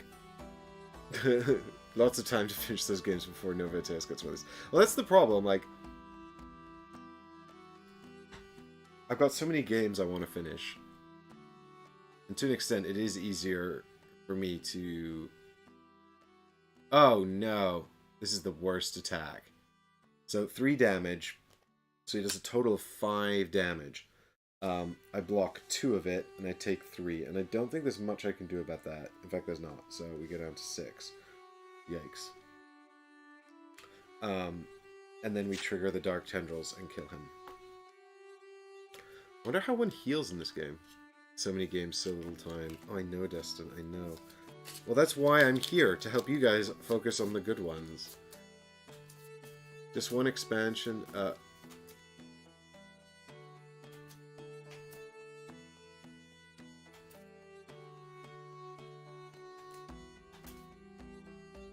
Brutal attack. Yeah, that was the worst one. That's the biggest, worst attack that they do. Rigor says, just one expansion, but yes, I'm still looking forward to it. Like as a public health service. Oh, no, T. Carter. That definitely cannot be allowed to propagate. Look after your health, folks. Go see a doctor if you're feeling unwell. It's very important. But the thing is, you know, who wants to waste time with bad games? I mean, the thing is as well, like, I do love these adventure games. There's so many we haven't finished yet that I want to go back to. And, you know, if I was working on the channel full-time, I'd be live streaming every day. But the fact is, I think if I get Michael back, we should probably continue Descent, right? That was really good fun. I'd like to see where it goes. I don't know. If you are a patron, of course, you can always message me directly on Patreon and let me know what you think, what you'd like to see, which one you'd like to see most of all, and what you think we should do with Michael when he comes back. Tainted Grail or Descent, or something else entirely. Here we go. Right, so that's, the mud wall was resolved. I actually don't know why I've put these both up. The mud wall was resolved. Dark Tendrils then kills off the final Draugr, and the combat is successfully resolved in our favor, which means that we get to have one more little experience point. Yay! I mean, I can also trigger Vintner Focus, and so I actually deal 3 damage and then 1 damage, but he's super dead and there's no one else to hit, so that's the end of that. Oh, the evil tokens have to go back in the bag, unfortunately.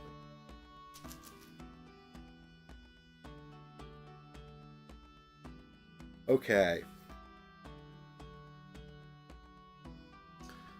And because we've defeated all the enemies, we move into the explore phase, which means that we can now investigate point D, the camp in the woods.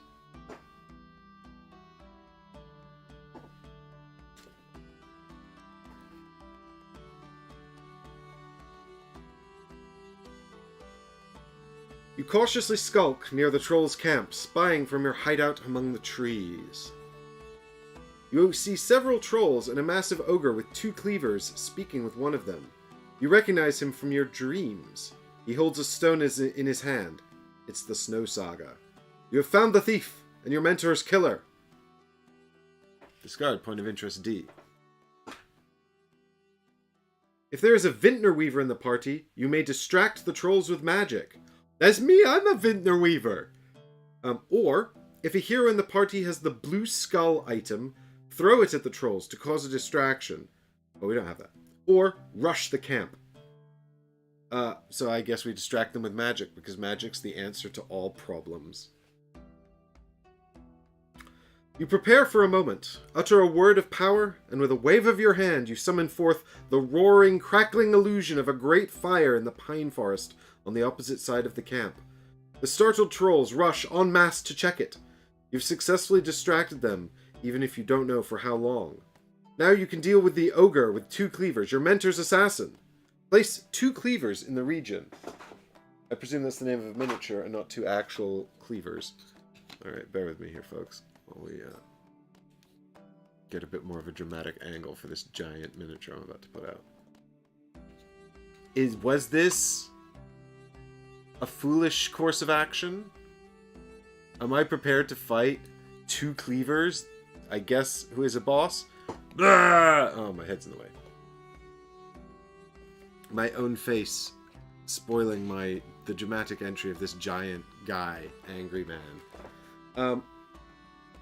Reveal enemy card, CS 108 to, okay, yep, and reveal point of interest J. So, I mean, once again, we can't now progress until we resolve this.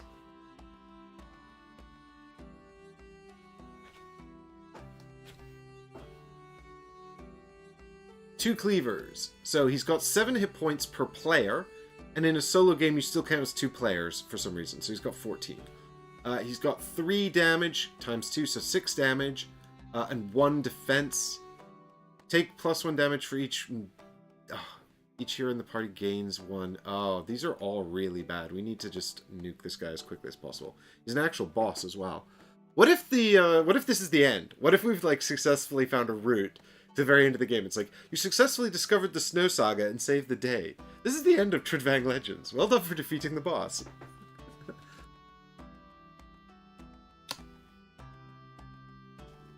Okay, so we'll track his damage, I think, on this card here.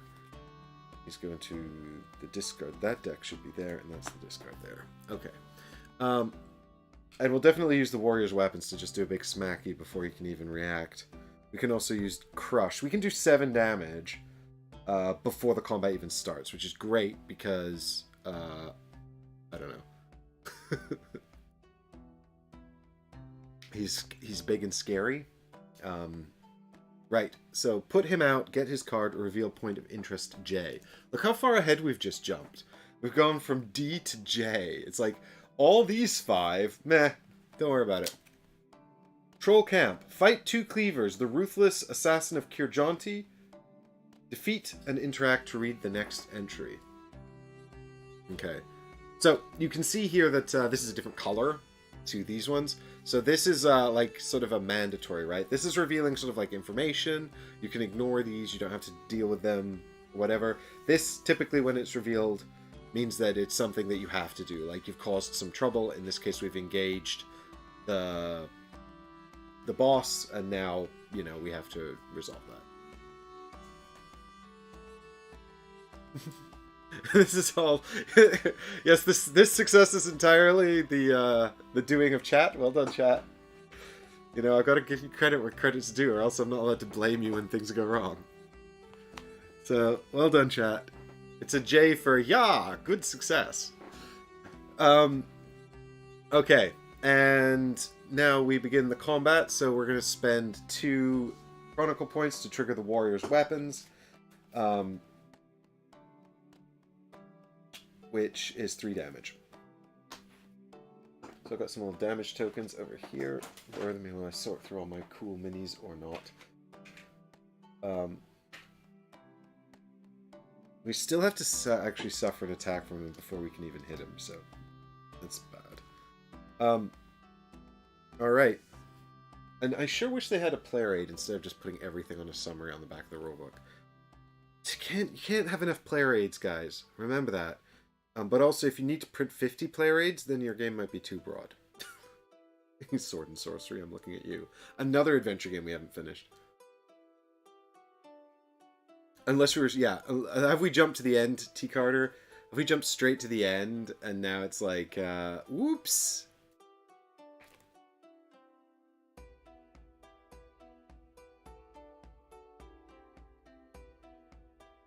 What are we talking about? Sorry, Eddie. Is this, is that Trudvang Legends?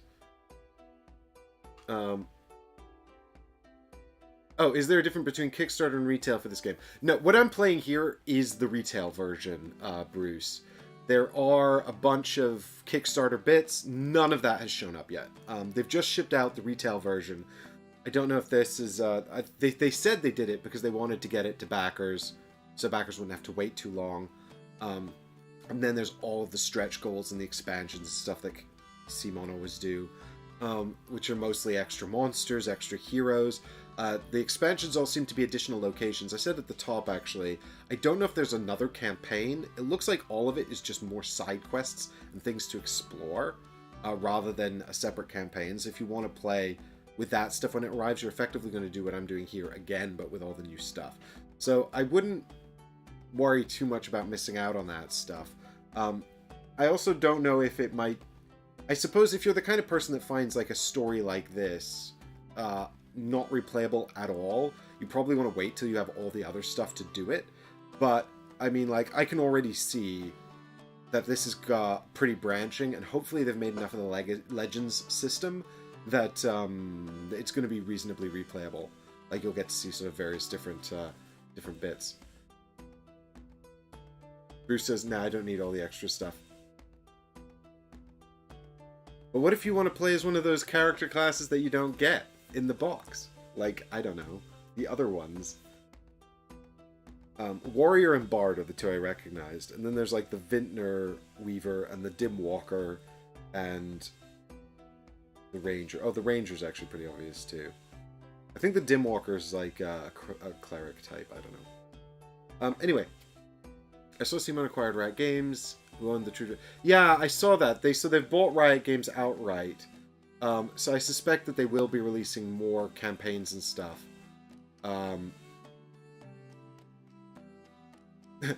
Yeah, the chartered accountant class. No, there's but they did release a bunch of classes that one of them is the crypto boy, and the other's the NFT merchant. They're special CMON classes. All right, enough of that. Let's get back to the game. So we've activated our item. We could activate the Black Crystal Shard if we had the Chronicle points. It's not just one item, but it is each named item once per combat. Bearing in mind that combat is one engaged phase. So we could we could do like 3 cards this engaged round, and then next round do 3 more combat cards. But we'd have to have a lot more Chronicle points in order to afford it, basically. But if we can get one more, we can use the Black Crystal Shard, which would be nice, because it's quite useful. So, yeah, now we're just back onto doing our cards, basically. So we've got the Vintner Blast. If we can get that off, that'd be great. The Mud Wall. We've got True Sight. And we've got the 2 Vintner Blasts. There's no way we can get both of those off, but if we could, it'd be amazing. We'd actually, like, kill him. Like this round. Maybe it's time to just really push it, because we do have enough tokens to do those 2 and nothing else. In our bag here, I mean. But we have to pull them. We need both fire tokens and all 4... No, we don't. We just need 2 water tokens. Yeah, no, actually, maybe this is possible. Not with pulls like that, though.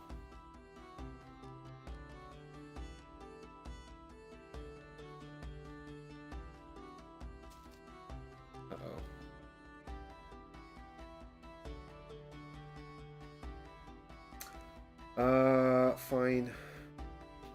I'm prepared to miss out on the 2 Chronicle points here in order to pull off both Vintner Blasts and just get around these cleavers.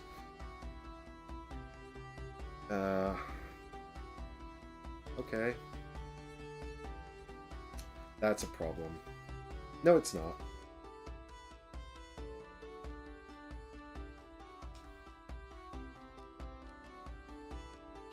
Yep. Okay. Alright, well, I've done okay so far.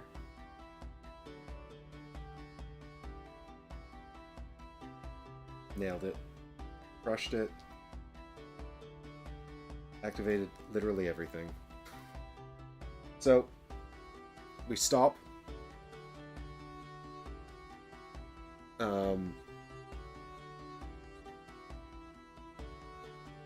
And we check, first we check any instant skills. We don't have any instant skills. And then we check for, well, then we move on to the combat round. We check for this. We've hit the gray spot, which means we can't trigger anything from the miss row here, which is fine. And then we can go into his attack. So now we have to decide who is he going to attack. I do have the mud wall, but I am concerned.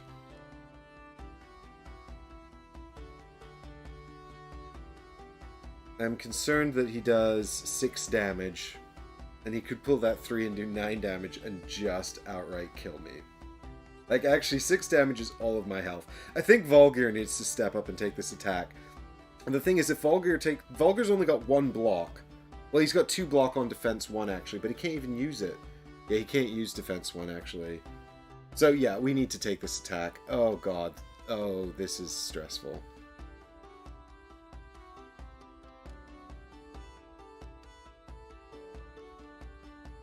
I can't remember what happens if we're defeated.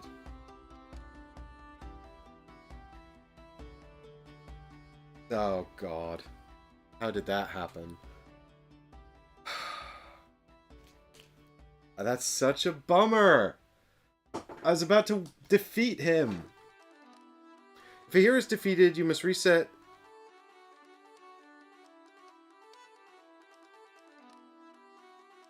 Okay, hang on. Did I finish the combat round or no? No. I don't get to finish it.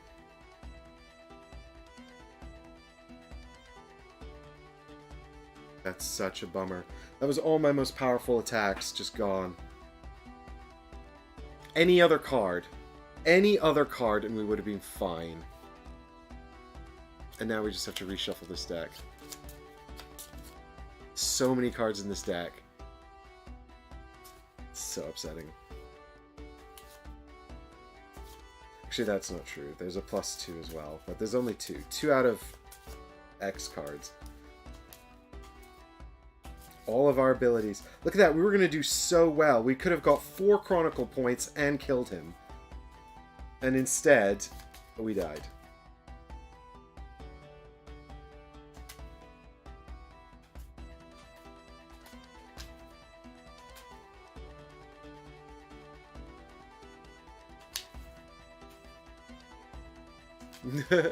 T. Carter, why'd they go first? You're smaller and faster. Yeah, it's true. He's a big old guy, though. Okay, so...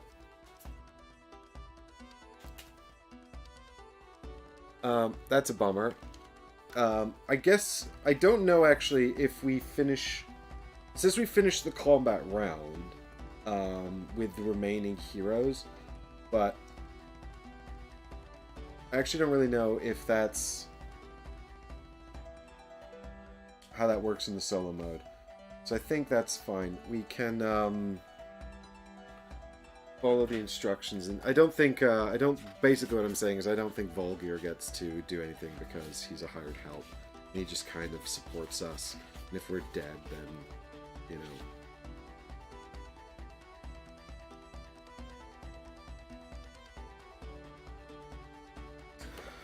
Okie dokie. So that's a real bummer. Oh, God, that was going to be so good. But never mind. Alright, that's all that done.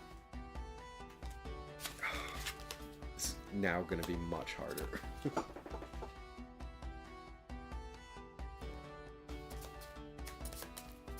So we come back with 6 health, which means we actually don't move that. But we do have to shuffle one of these cards into our deck, which is a feat that says weird on it. So I've just drawn one at random. So that goes into the deck here. I don't think it's actually necessarily bad. I think it's just weird. But it also says here, if there isn't a darkness card in the stories, also add a card to the stories. So...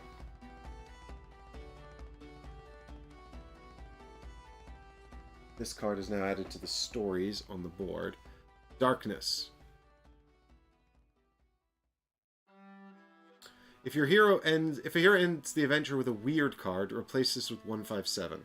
Okay, so we kind of have to get rid of that weird card that we just received. Go in the slot. Just go in the slot. Watch me struggle. There we go. I got it. The slots are quite tight before you sleeve anything, and then they get much easier when you sleeve the first card. Okay, that's that. So we pop back into existence with 6 hit points, and we go again. I still don't have the Chronicle points to use the Black Crystal Shard, so that's the wrong spot.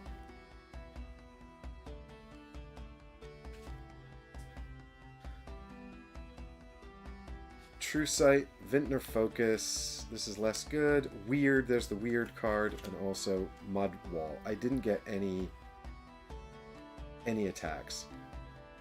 No, I'm just gonna die. Are we just gonna die over and over again?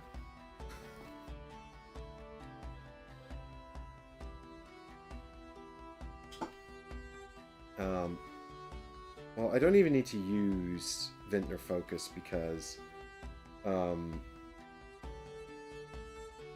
it just adds damage to attacks that I don't have. So you might as well pop these into True Sight, I guess. This one... Sure, why not? Actually, do you know what? We should probably put this onto Weird because we should try to get rid of that. And actually, this should go into Mudwall. I don't know what we're doing yet. But I think Volgar might have to take this hit for us. Okay.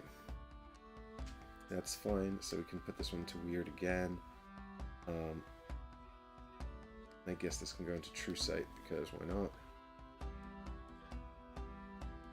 Alright, so there we go. We've got Weird. Rid of Weird.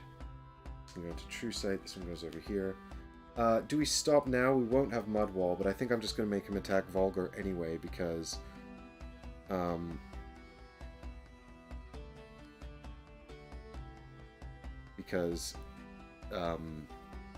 died in one hit last time, and that was scary. Yeah, sacrifice Volgar for the greater good, exactly. New plan. Actually was just going to quickly check if I can use his block ability and his attack ability, because I'd prefer he not die before he gets to do a big attack. I don't actually know if that's true, because it says here you may use...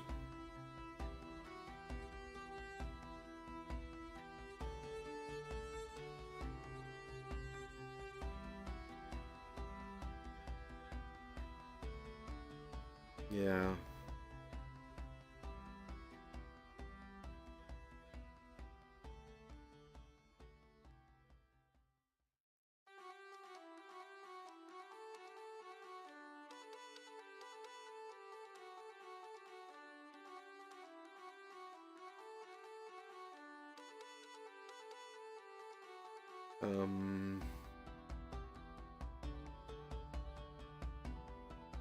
Yeah, I think we only get one card, so if we attack Volgar, then we're not going to get to use his Crush attack.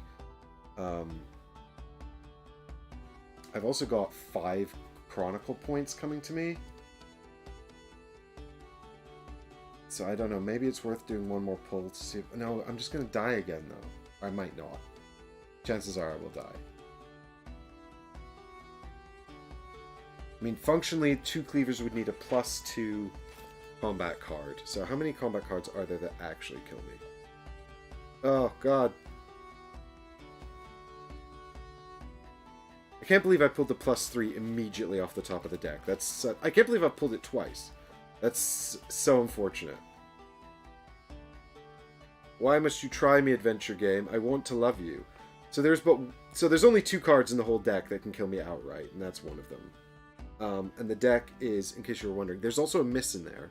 So there's an equal chance he could have just missed his attack entirely. So there's 3, 5, 7, 10, 12 cards in there.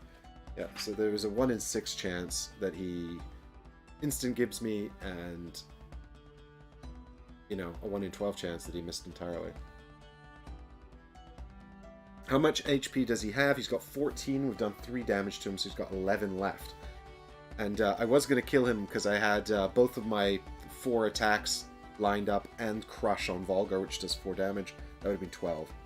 So that's a bummer. I think if I pull any fire runes, though, we're just going to die. So let's stop here. I don't have Mud Wall, which means that Volgar's going to have to just soak this attack. And then hopefully we'll be able to do some more damage to 2 Cleavers next time. I'll probably get all my attack cards because I didn't get any this time. Well, it's a shame I didn't get the Vintner Focus next turn. Anyway, so we don't have any instant things, so now it's time for 2 Cleavers. 2 Cleavers is going to attack Volgar. Plus 0. So that's 6 damage, which is basically just going to wipe Volgar out. Yeah, actually it doesn't even matter if we use our shields or not. We also can't use... Yeah, because if we use Defense 1, we actually can't. I don't think we're allowed. I think we have to use Crush next anyway. This hired help system, I'm not sure about it. I can't help but feel like it might have been better to just two-hand this.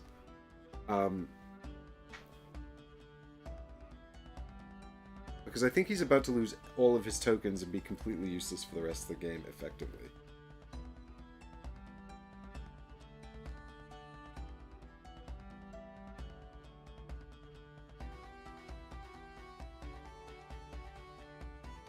Oh, I've made a mistake. Okay, that's fine. A little nuance. It's not a big deal. But effectively, we don't choose who he attacks. He always attacks me, but then I can ping damage onto Volgar, which is actually better. So in this case, I can choose how to distribute the damage.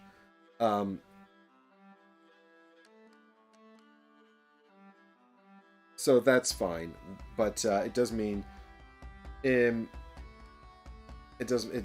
a bit risky. But I think I can't block any of that, so it's just 6 damage. So I guess let's take 2. And then 4 goes to Volgar, which just basically shuts off all of his abilities, except for Crush. We've got 1 instance of Crush left. Well, Volgar will come back stronger in the next chapter, or he won't.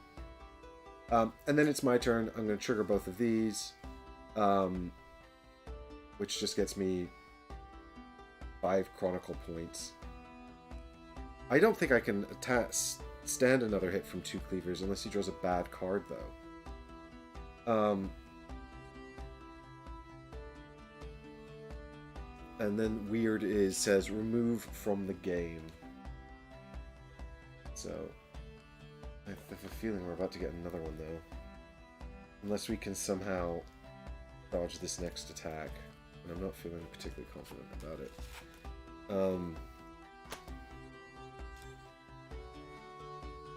Bang, bang, bang. Oh, and of course we can and will, as part of that combat, trigger Crush. So now we have nothing left with Volgar. We've got these tokens here, which can still help us with tests, but as far as combat goes, he's utterly useless now. But we do get to put 4 damage onto the boss. Oh no, he's got 1 armor, actually. So really we should... Oh, that's really bad. So he should have 2 damage less on him, actually. Because he would have taken 2 and then 4, so it should be 6. Oh god. Yeah, this feels really, really difficult for, like, the first serious combat. I mean, we have done 2 other combats, but... Alright, that's fine. 1, 2, 3, 4. Okay, so... This is where we've got the Dark Tendrils, but they're kind of useless now, actually. If only we had both Mud Walls. I wish there was a way to change up these cards a bit, somehow.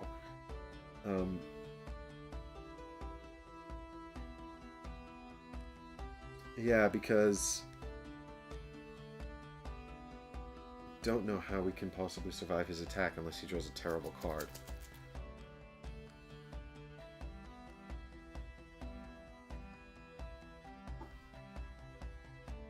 Okay, so...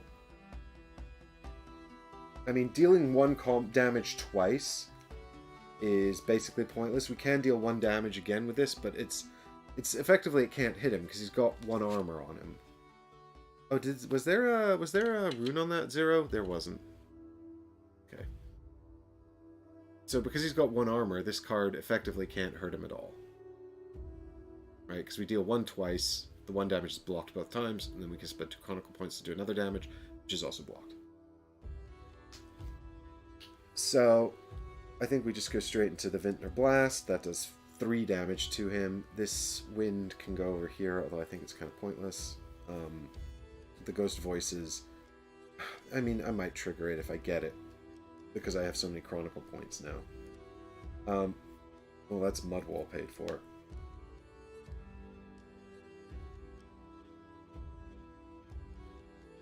Yeah, I don't know if there's a... Am I only continuing now to try and get Ghost Voices? I don't really see the point in that. I guess at least we'd trigger the combo with Vintner Blast as well, so... oh, damn it. Yeah, so we stop here, because we can put that there. And these 2 in here, and that's it. So we stop there. And then he attacks. So it's a 0. But he's also gonna deal +2 damage thanks to this effect. Which is 6, which I think is just gonna straight up kill me again. Volgar can't suffer damage off of his card, can he? I've been taking it off of his abilities, which might have actually been stupid. But,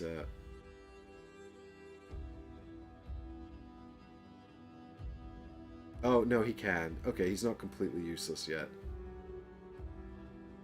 Okay, that's fine. Actually, what we could have done... Would we have done this any more sensible way? Yes. Bear with me. I'm learning the rules for hired help as we go, because... So we could have, instead of removing the final crush attack, we could have spent the wound we'd had here already. So that's fine. So we, effectively what I'm saying is we can keep 1 here by spending these, which I would have done because we need that. If we don't, like, win this whole adventure after this, I really don't know how we're going to survive any additional stuff in this adventure. Okay, so that's 6 damage incoming. We block 2 of it, which gives 4. So then we're going to remove 4 damage from Volgar. Which of these 4? Those ones have to go back into my bag.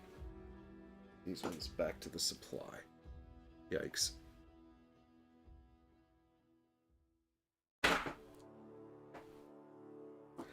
Actually, I don't mind this system, and I do think it is faster than running 2 characters, which is probably better for the show. But I do think you could probably be a bit more dynamic if you had 2 characters. But I also feel like splitting up feels kind of like very dangerous. Particularly because you can't move very fast around the world. Just 1 territory at a time. Unless, of course, we discover some other method of doing that.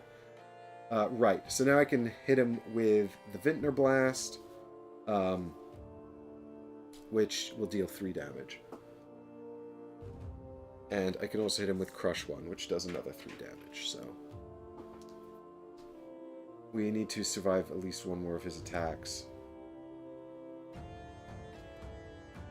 Oh, and I also get 2 Chronicle points for the Mist Track, which I totally forgot about.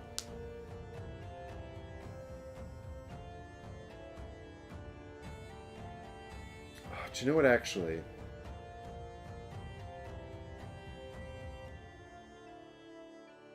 I'm just thinking, would this have been a better move? Yeah, I think this is... Given how bad my hit point situation is, I'll retcon it a little bit and use the Black Crystal Shard. Because this is an instant, so we can use this pretty much whenever we... I think we can use it whenever we want.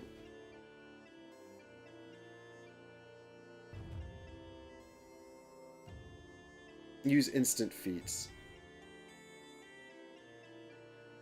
No, there's a specific bracket for it, and we missed the bracket, and it's before we draw the enemy card, so I definitely can't retcon that in my favor. Boo! I was thinking we could have used that to get rid of the demonic tokens, and then that would have reduced his attack, but I wouldn't have known he was triggering this ability.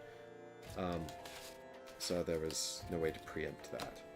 Okay, so if we can survive this round, we can win. Unfortunately, Vulgar's all out of runes. And I've only got 4 health. So, it's not... There's a miss card. There's a -3. Both of those would definitely help us. Why am I shuffling this? Alright. Here we go. Third foray with 2 cleavers. I don't know. Oh yeah, I'm going to have to limit. So there's our other Vintner Blast, which we didn't get last time. So if we trigger that, he's dead.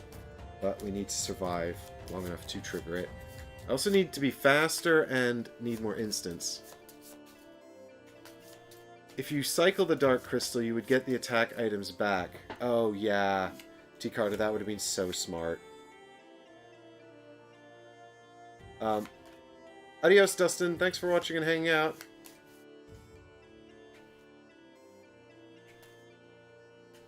Yeah, T. Carter, you made a very good point. I didn't do it, though. But I definitely should have done that. Because then we could just kill him right now, and we wouldn't have to survive another attack. Alright, we've got a Mud Wall. Please give me another Mud Wall. Oh, it's another Vintner Blast. Okay, we've got 2 Mud Walls. We might be able to survive.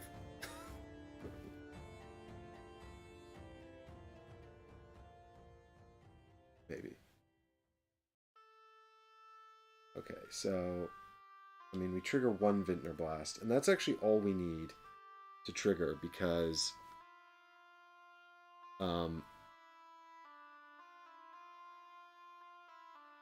in terms of,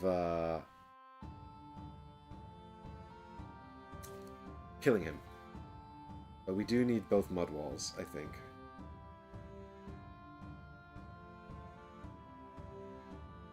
Okay.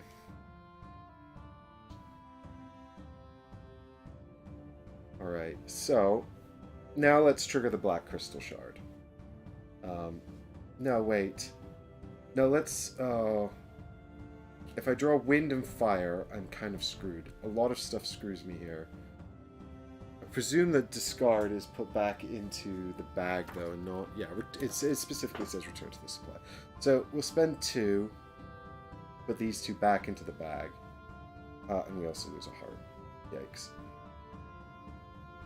Is it worth losing 1 heart to block 2 damage? Probably. Provided this next pull goes okay. We just need the leaf.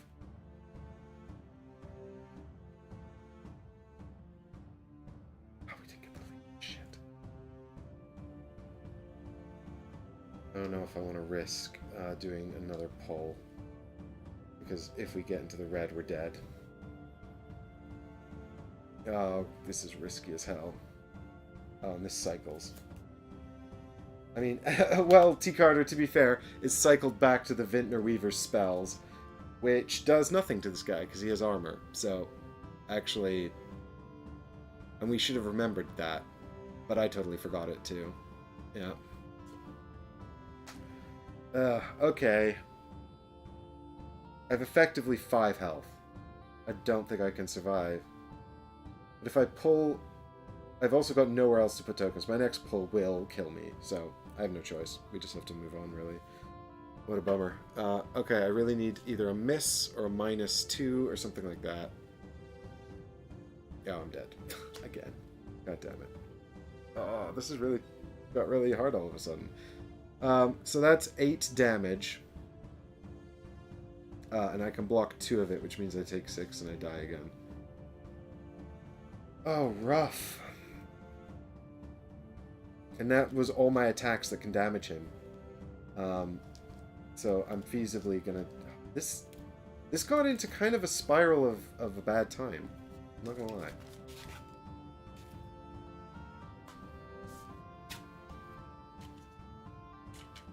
Alright, so we're dead. New round begins, and we need one more weird card.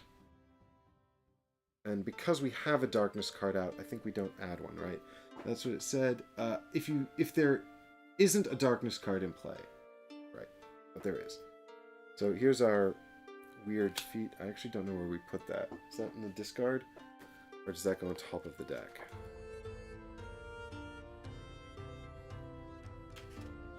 It's funny, actually, because I saw some guy complaining in the forums. I say some guy, I know someone, I don't know who, complaining on the forums on BGG that this was really hard.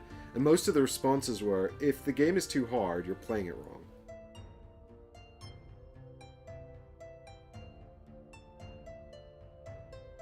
Yeah, so we shuffle it into the deck.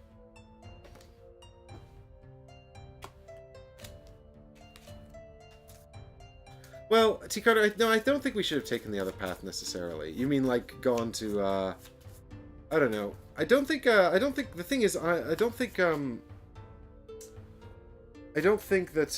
oh, you know, we could have used Vulgar actually for one more attempt there. He's not exhausted yet, so that's my bad. We could have used him to do one more pull, and then maybe we would have got the Mud Wall, which actually wouldn't have saved us because he did 8 damage, and that would have given us 7 health. So, I think, yeah, we were on 3, weren't we? So it wouldn't have saved us actually. Mines of equipment, maybe. Yeah, you mean if we'd gone through the mine, we would have found some gear. Yeah, I mean, I don't know how helpful that would have been because you get to use it once, and then it's kind of spent.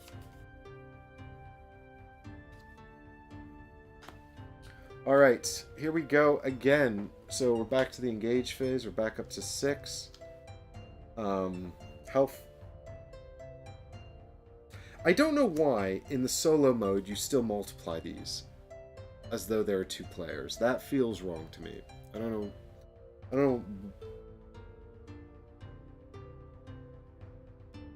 don't know. Maybe it was just an easier system for... anyway, never mind. So we've got True Sight.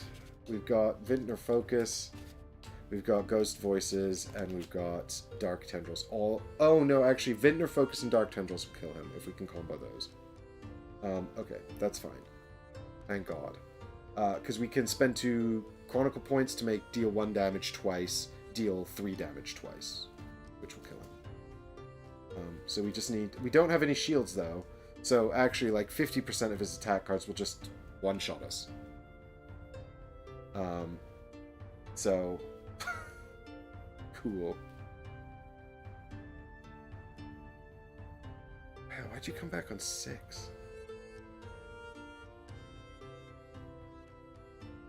Alright, what we got here? So we got fire, wind, and scary face.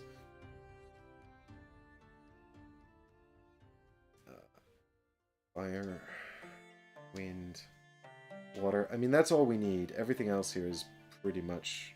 Oh no, we need one more water for Vintner Focus. Oh, that's no good at all. No, that's no good. Let's exhaust Vulgar and recast that. Are you sure about the multiplying? I'm 100% sure. When I think about it, I don't think that there's actually a better way to sort of communicate the information, because otherwise you'd have to make their base. You know, it's a boring conversation, but the point is, even though it seems weird to treat a solo game as though there's 2 players, if you wanted to communicate the same information in a way where, you know, I just don't think there's an easier way. Oh my god, I just pulled the same 3 tokens. How is that possible?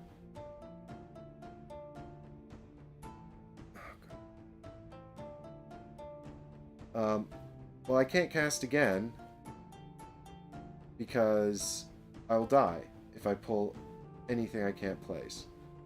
But otherwise, I mean, the thing is, though, if I don't cast again, I'll die. So, yeah, bummer. Alright. Great.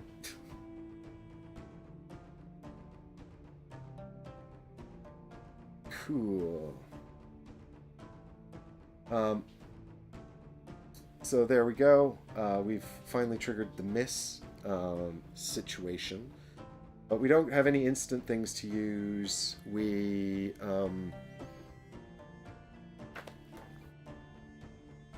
then resolve the miss track.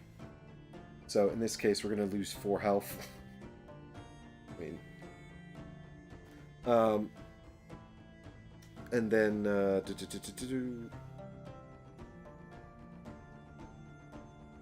and then we reveal enemy attack card. So effectively, unless this is miss, we're dead. No, it's actually the 3 again. Guys, I'm sorry. This is so miserable. I was really enjoying this game right up until this combat, and this combat's just turned into kind of a mess. So yeah, we're definitely dead again.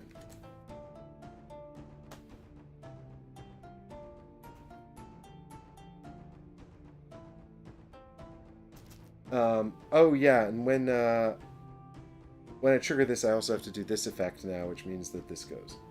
The others don't move, they just stay there, like that.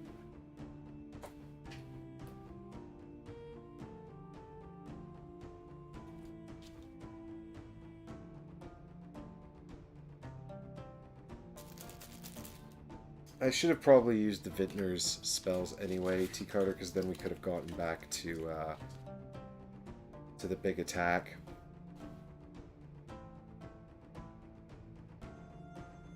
Do you know what? I'm going to retcon that. Let's pretend I use 2 of these to trigger the Vintner spells anyway. Because if I'd thought about it at the time, I definitely would have done it. But we're dead for sure. But now we can kill him next time. Which is probably the smart thing to do. But of course, if we kill him and end the adventure, then we have a weird card in our deck that's unresolved. So maybe it's actually we don't want to use the warrior's weapons. Huh.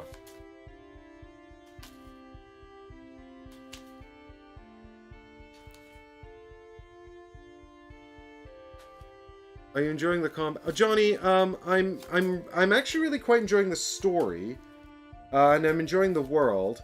I enjoyed 2 of the 3 combats we've done so far. This combat, though, is kind of gone a bit wrong, but that's okay. You know, like, it's not the end. Well, jury's still out, but I'll tell you what, I'm still engaged in the story. So I actually have to get a second weird card now. So yeah, I think let's just kill him and see if it ends the adventure, because if it doesn't, then I guess we just need to, oh god. I mean, but if it does end the adventure, well, I guess things will escalate and that'll just be part of the story. Okay. So we shuffle this in here.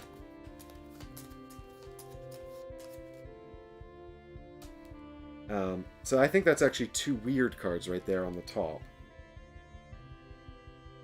Come back up to 6. Try again. So now we have the option. We can spend 2 Chronicle points to just kill him. Or we can try and do 1 more round of combat to get rid of both of these. But we're not going to be able to trigger these and kill him. But if we do get rid of these, then we will be able to kill him next time with the warrior's weapons. We can now kill him basically at the start. So the question is 1 more round of combat to see if we can survive long enough to get rid of our... We can't, though. We just reset the deck. And he pretty much just kills us outright. Because he does 6 damage and we keep coming back with 6 health. T. Carter's like, just kill him. Yeah, I think so too. I'm done with this combat. So we'll spend the 2 Chronicle points. He takes 3 damage, -1, which is 2, which kills him. Alright. Good. Hopefully these weird cards are not going to come back and really kick us in the ass. Alright. Well, success, I get, in some form. He's dead. For now. I'm sure this isn't the last we've heard of him. And this means that this progresses onto the explore phase, and we can resolve the troll camp next step. Story point J.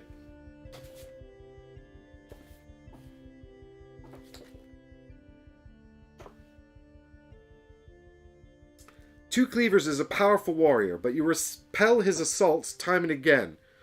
by soaking them up with your bloody, bloody damaged body. He bleeds from many little wounds, but nevertheless he smiles under his helm. You fight well, he laughs, but I have no time for this now. The sky darkens from on high, and a terrible stench fills your nostrils, followed by the flap of vast wings.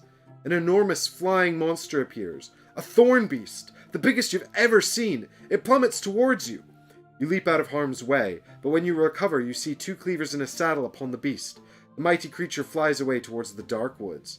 Your hunt for the Snow Saga and justice for Kirjontir has only just begun.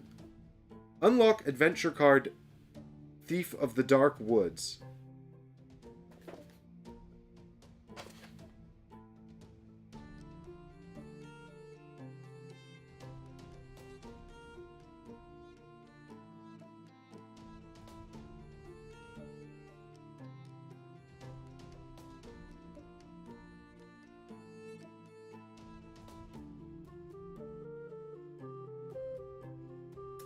All the clues you found regarding your mentor's shadowy assassin point towards the Dark Woods.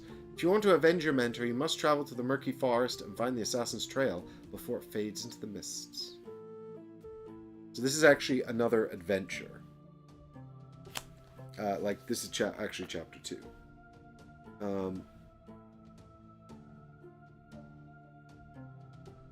I presume that this goes into the story, even though it doesn't actually say slot it into the story adventure board. I presume this goes.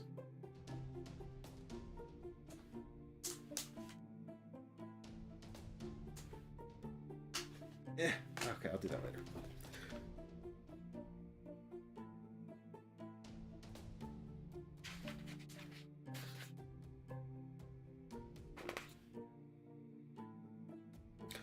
You return to Kirjontir's tower, still unprepared to bid the last farewell to your old mentor.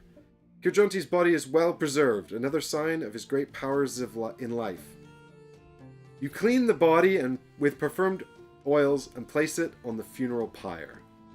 The flames rise tall and fierce, and within the smoke you see the ghostly figure of Kirjontir. He warns you with a deep voice born of the roaring wind. Hear my words! It falls upon you to recover the Snow Saga. If you fail, Fimbulwinter will descend on all Trudvang. The wind and image fades, and only the crackling flames remain. Your old mentor's time is at an end, but your adventure has just begun. This is the end of the first adventure. You can continue the game by selecting an adventure from the ones you've unlocked. Good luck. Huh. That was the end of that character. We could not visit the king because that was the end. Does that mean we can visit the king in chapter 2? Thief of the Darkwoods? I don't know. I really enjoyed every minute of that except for the fight with the boss. The fight with the boss was kind of a little bit of a mess.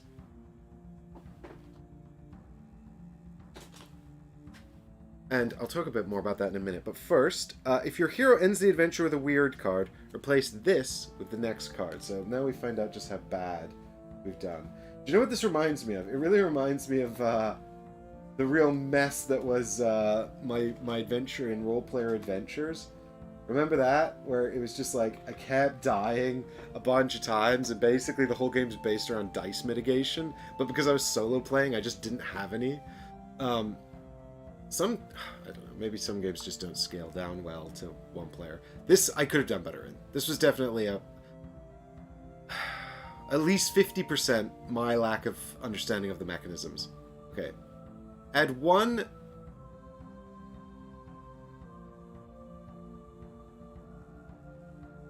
plus damage bonus to the movement enemy's cards. Oh, that's really bad. If a hero ends the adventure with a weird card, add something to the event deck and replace this with the next thing. Add +1 bonus to enemies' cards. That's really bad. Like, that's like all Draugr now do 1 extra damage. Well, you failed hard, so now it's harder.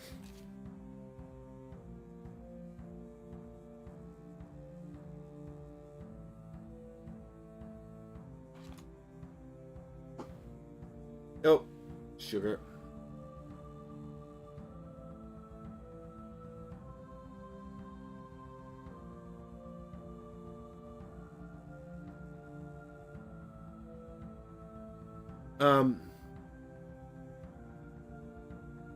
Ricardo says, "Can we? We didn't get any upgrades. We didn't actually, because we only got 2 experience points, and we need 3 to level up. I think. Oh no, we did get 3. We got 1 more for beating the boss. So we actually do get to level up. I forgot to take the bonus for beating the boss. Duh. Alright, so here's how leveling up works. Effectively, we just get to buy a better feat. We actually also in the solo mode lose some equipment, which is kind of like when we go to the next chapter, which is kind of a bummer because that felt hard enough as it was. So we spend the 3 experience points, and then we gain the top 3 cards from the feat deck. So that is the deck that's off to the side here that I've moved. So these are all the level 2. So we got Ghost Voices 2. We've got Vintner Blast 2. I think we should probably take that. We've got Vintner Blast 2. So we've got 2 of the same anyway. We choose 1 to upgrade. We...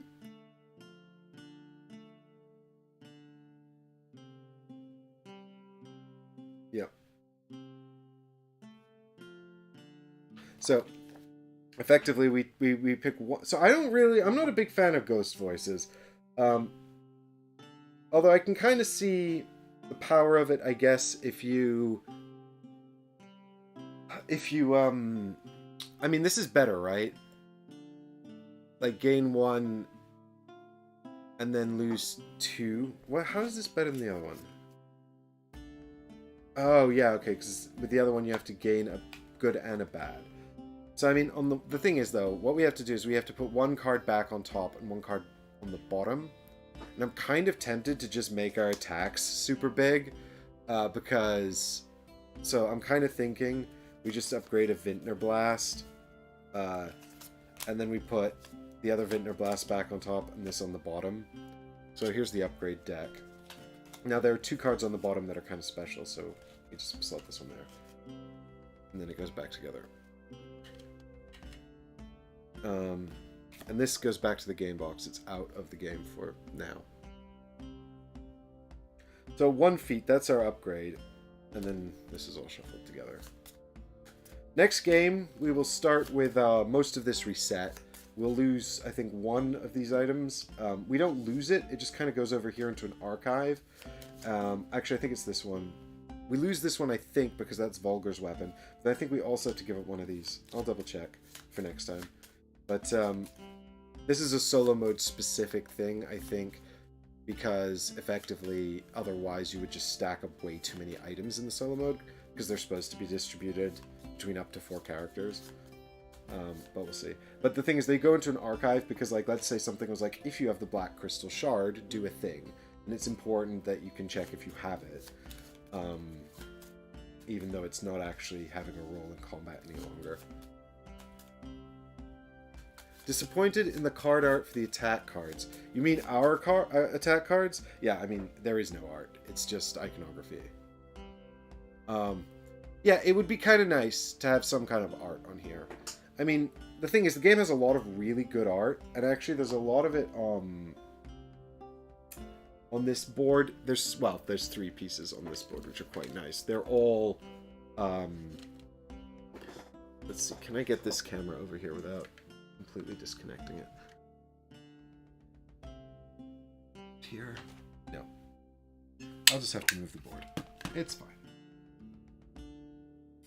But I think a lot of this art is not actually original. I think it's licensed from the role-playing game, right? In fact, a lot of it is. I even saw some character art for Catley. And actually, I thought Catley was quite risque. And I was kind of like, well, that's maybe just the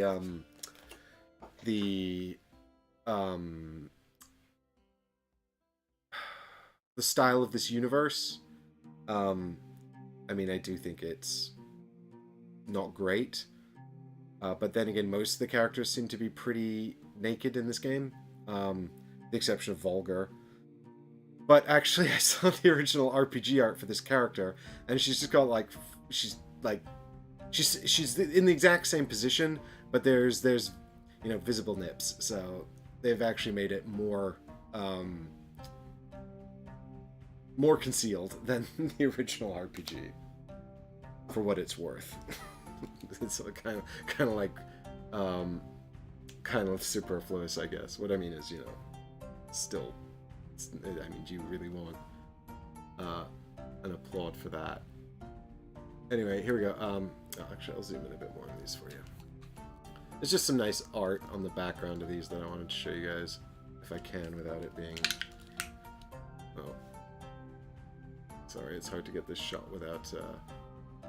It's really hard to see. Oh, these two are the same art. I couldn't see because I was too far away. Okay, well, the story... So there's some nice art here.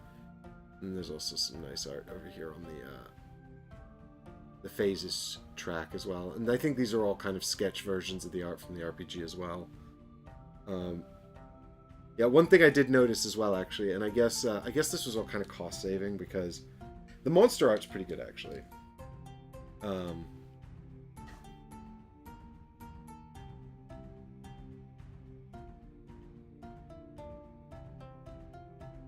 But you guys have probably seen most of this stuff anyway. Again, it's sort of the sketch drawings. I mean, I used this art. This is definitely from the RPG. And then they've literally just taken the art and actually sculpted this very miniature. And then here's a Garm. We didn't find any of these, fortunately, because they probably would have just torn us up. But then I noticed that, like, all of the villages are the same. So if you, like, look at the starting towns, and hopefully this does not remain true as more of these are discovered. But, like, here's the town in Sylvan, right? The city of Vaude.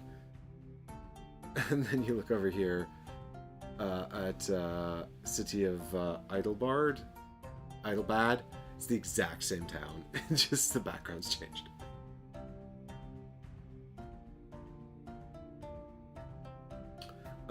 Disappointed in the card art for the attack cards. My copy's out for delivery today. Can't believe it's finally in our hands. Hang on, we never got to the troll village. We did get to the troll... Well, the troll... I think it was renamed Troll Camp, T. Carter, at one stage. But yeah, we did. That's where we fought the guy. That's where we had the fight with the boss, which I'm now being coy about in case Jamie has just joined and hasn't had any spoilers yet. But yeah, no, I mean, I'm definitely keen to play a bit more. Like I said, I'm a little concerned about that one fight that we had. I'm a little concerned because it kind of felt like it entered a position where we kind of did as badly as we could. And there wasn't like I don't think there was enough we could have done about it, but I also don't feel like, I mean, I don't know if,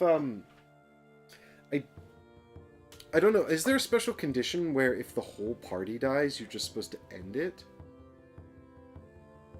I don't think so, right? Like, I think that it's those cards, right? So you can progress a certain amount, but presumably if we get a certain amount along that track, then we're going to be in big trouble. But I also don't know how you get rid of those feat cards other than by fighting. So, like, do you drag out the game to just try and avoid badness progressing? A little concerning. I'm not sure how well they've managed that, but anyway, I'm excited to find out more about the story. I find the world engaging, and that was fun. So,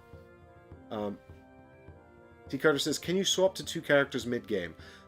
So I think that the answer is yeah. Like, it doesn't have strict rules for that. It talks about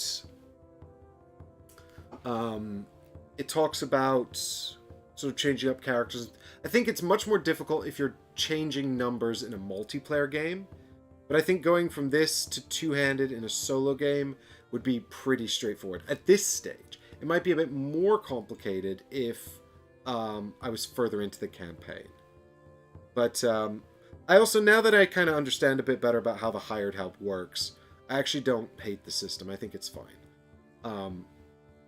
And I do think that running this system with the combat twice as much on a live stream would make the streams really long. This is a lesson I've learned from Etherfields, where I'm two-handing it, and I deeply regret it. Which we will be revisiting before I get that question. I have been asked that. Now that I've got the Wave 2 stuff, with the updated rules, we'll come back and have a look at it.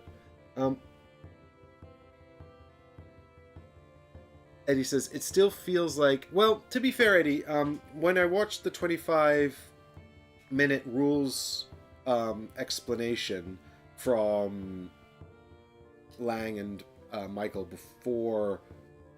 which was from like years ago. Yogi Bear says, let's go. I'm trying to imagine, Yogi, I presume you're responding to the comments about Etherfields and not just like, hey, the stream's just started. Let's go. When's the adventure begin? Because it's over. We finished it. But there was, so I learned the rules for this, and then I went back and watched that video because I was thinking it'd work as a sort of a refresher. Because I learned the rules for this, and then I went off and played like 4 other games, and then I came back and I was trying to remember. But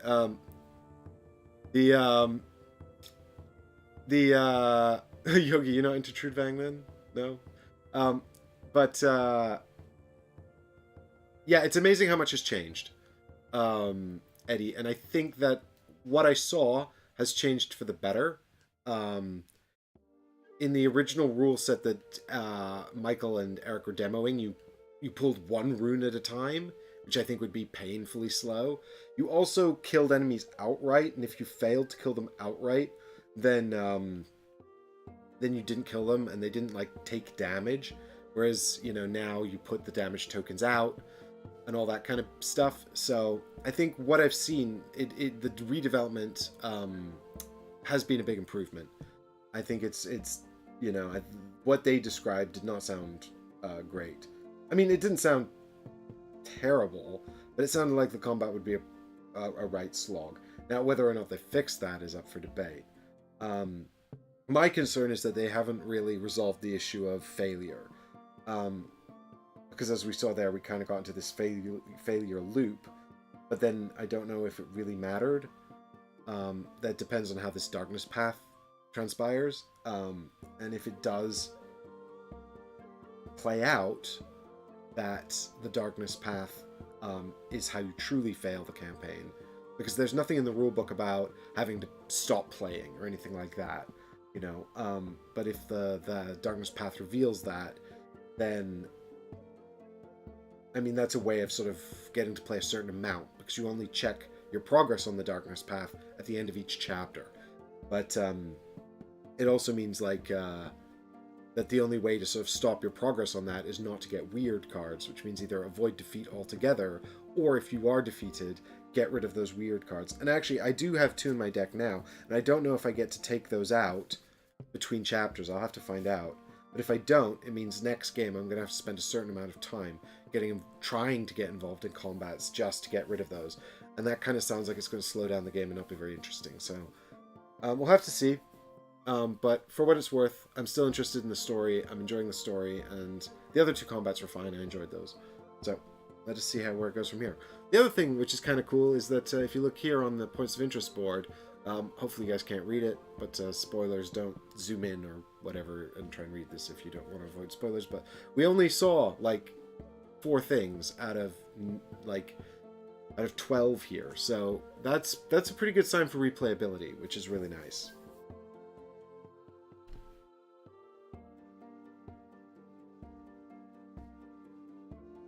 The new map tiles and the app are a must for Etherfields if you're revisiting. So, T. Carter, do you mean the fan-made app? Because I did use that in like the last adventure I played.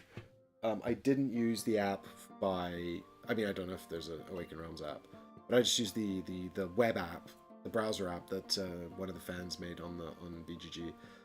And yeah, I've ordered a custom sideways map for Etherfields as well, so which I've got. So you can set that up more easily. Yogi Bear says, to be honest, I had no issues with Etherfield's rules as read. That's, I can appreciate that. I think that, I think the biggest challenge of these kinds of games, which is to say, games that are driven by narrative, but also contain mechanically resolved game scenarios. So the most common being combat, but also like the tests. So in this, we're doing the tests. In Etherfields, you're spending the cards from your hand, whatever. The marriage, and so the question is, what is driving the game forward, right? Narrative or mechanisms? In Gloomhaven, it's mechanisms always. The narrative is very, very light and you don't progress by resolving narrative. In this, it's absolutely the narrative. We only really resolve mechanisms in order to get to the next bit of narrative. We follow the narrative puts out the point of interest tokens, and then we go to the point of interest tokens, and then we're gatekept by resolving things like the combats. But the actual outcome of the combat and the effects of the combat actually don't have any real effect on the narrative. Like, as we saw, the outcome of that boss fight, it would have been the same regardless of how well the fight went, right? That's kind of what I'm saying. So how you interlink these things, I think, is really, really important. I actually think that Sleeping Gods did it really well. People have said that they feel like that the mechanisms of that are largely just busy work, which I agree with. I think it's a valid criticism. I also think that Sleeping Gods did it better than most of the games I've seen, but I also feel like I haven't seen a lot of games that have done it really, really well. The Hunters, AD 2114, that we played, actually, I thought that did a really good job of meshing narrative and mechanisms as well. I really was enjoying that, and I would like to go back to it. I mean, it's a shame that it's such an ambitious game that had so little support, because, and when I say little support, it was, one guy doing a Kickstarter with a dream. I've seen a lot of great games come out of that kind of process, but The Hunters was, I thought, really, really good. But it's a bit like Etherfields in the sense that every sort of combat, every scenario, has a bit of a unique setup and some new rules and mechanisms to get your head around. And when you're trying to write a game with hundreds of scenarios, you really need to make sure you're on top of the sort of the rules crunch to avoid ambiguities, and negotiating those ambiguities can be very difficult.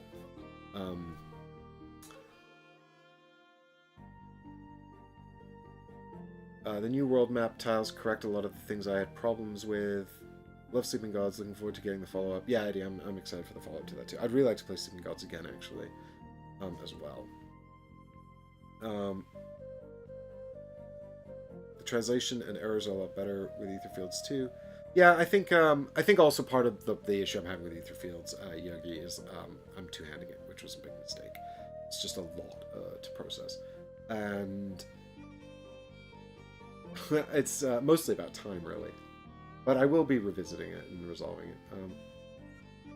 I've only played the Wave 2 version of Etherfields, and everything I had serious qualms about was fixed, apart from that awful board game. Apart from that awful game board, right? Yes.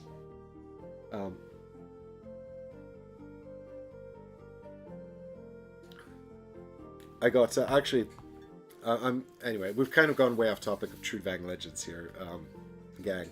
But for those of you who are still here watching, I will do Chapter 2 if you want to see it.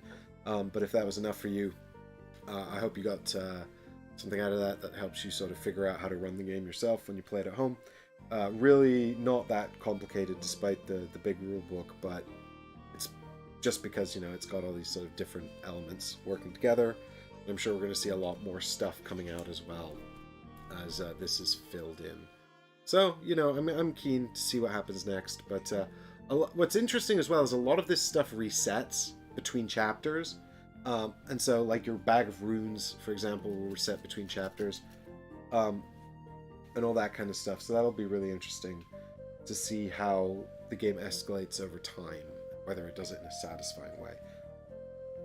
But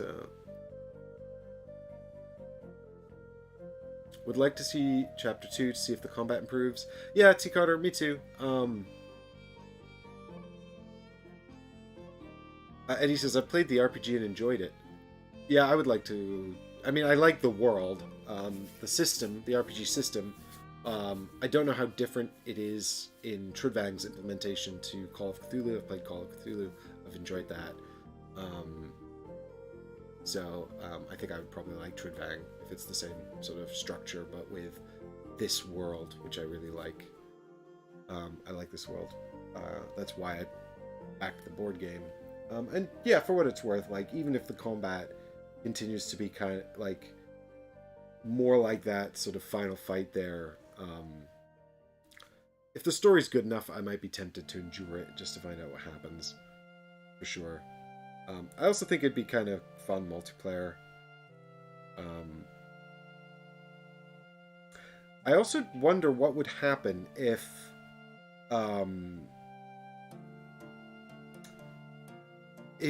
we'd split up to do different points of interest, and then I'd sort of ended the game while someone else was in some other region halfway through some other plot line.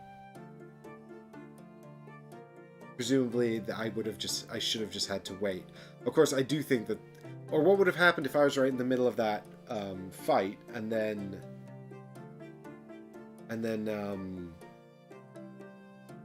they ended the game.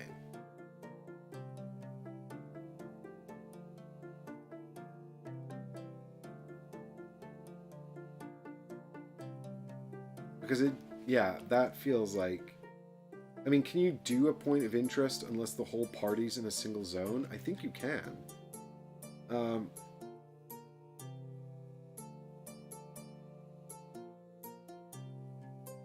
Yeah, you don't need to have the whole party in the same zone. So you can literally split up and be doing entirely separate paths in a single one. In a single game. So, I mean, if you've ever played Near and Far, that's one of the Ryan Lockett adventure games, and it has these narrative quest points in it. It's a competitive game, and honestly, the little quests unlock during the game, and you get to follow them up and do things and sort of resolve, and it's honestly the least satisfying thing because the quests are like points of interest, and when they're investigated, they're spent. And so you and the other players can be competing to do that. I mean, you can ignore them entirely and do other things in the game too. But when I've gone back to it, Ollie and I gave it, I think, a reasonably favorable review when we played it on the show, having played it once. But you even saw on the show, I was right in the middle of doing like a storyline, and then the game just ended. And I think in that case it had ended, but it's also possible for the game to continue, even though all the quest points have been used up and you just can't do it anymore. And that's so dissatisfying. And I'm a little concerned that actually, what if that happens in this? Where you're like, you went off to do the other thing, and so each adventure is kind of doing their own thing. And obviously you're working together, and all of that, but you can still only end the chapter one way. You won't know where you'll find the chapter end. Like, it's just after some paragraph of text that you've been told to read. So you might just suddenly end the chapter by accident, right in the middle of someone else resolving something.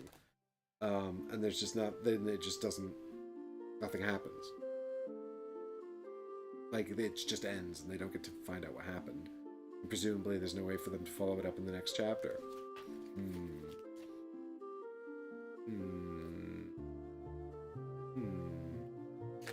Interesting. Warrants more investigation. We'll be playing more of this. Partly also because I've got it set up and I'm not putting it away yet. So, yep, we'll be back. Also, I like the story so far, even if the Snow Saga is a pebble and not a menhir.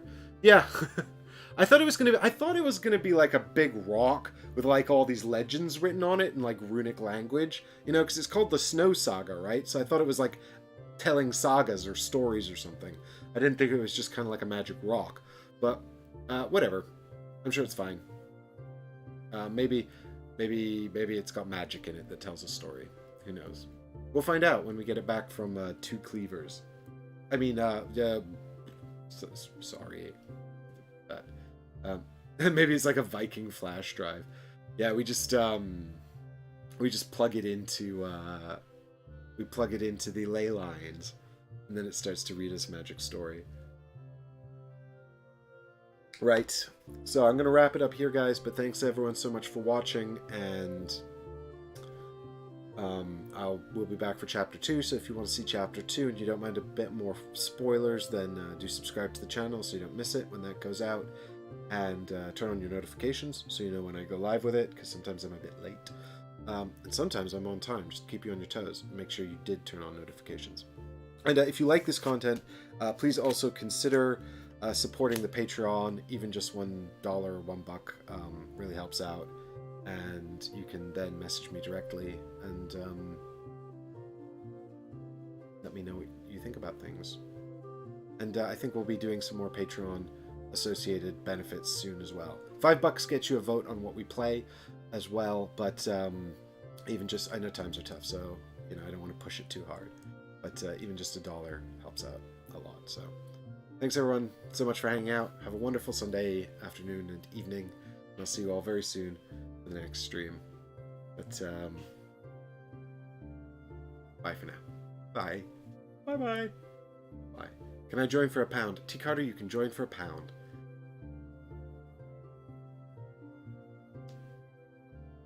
Thanks everyone.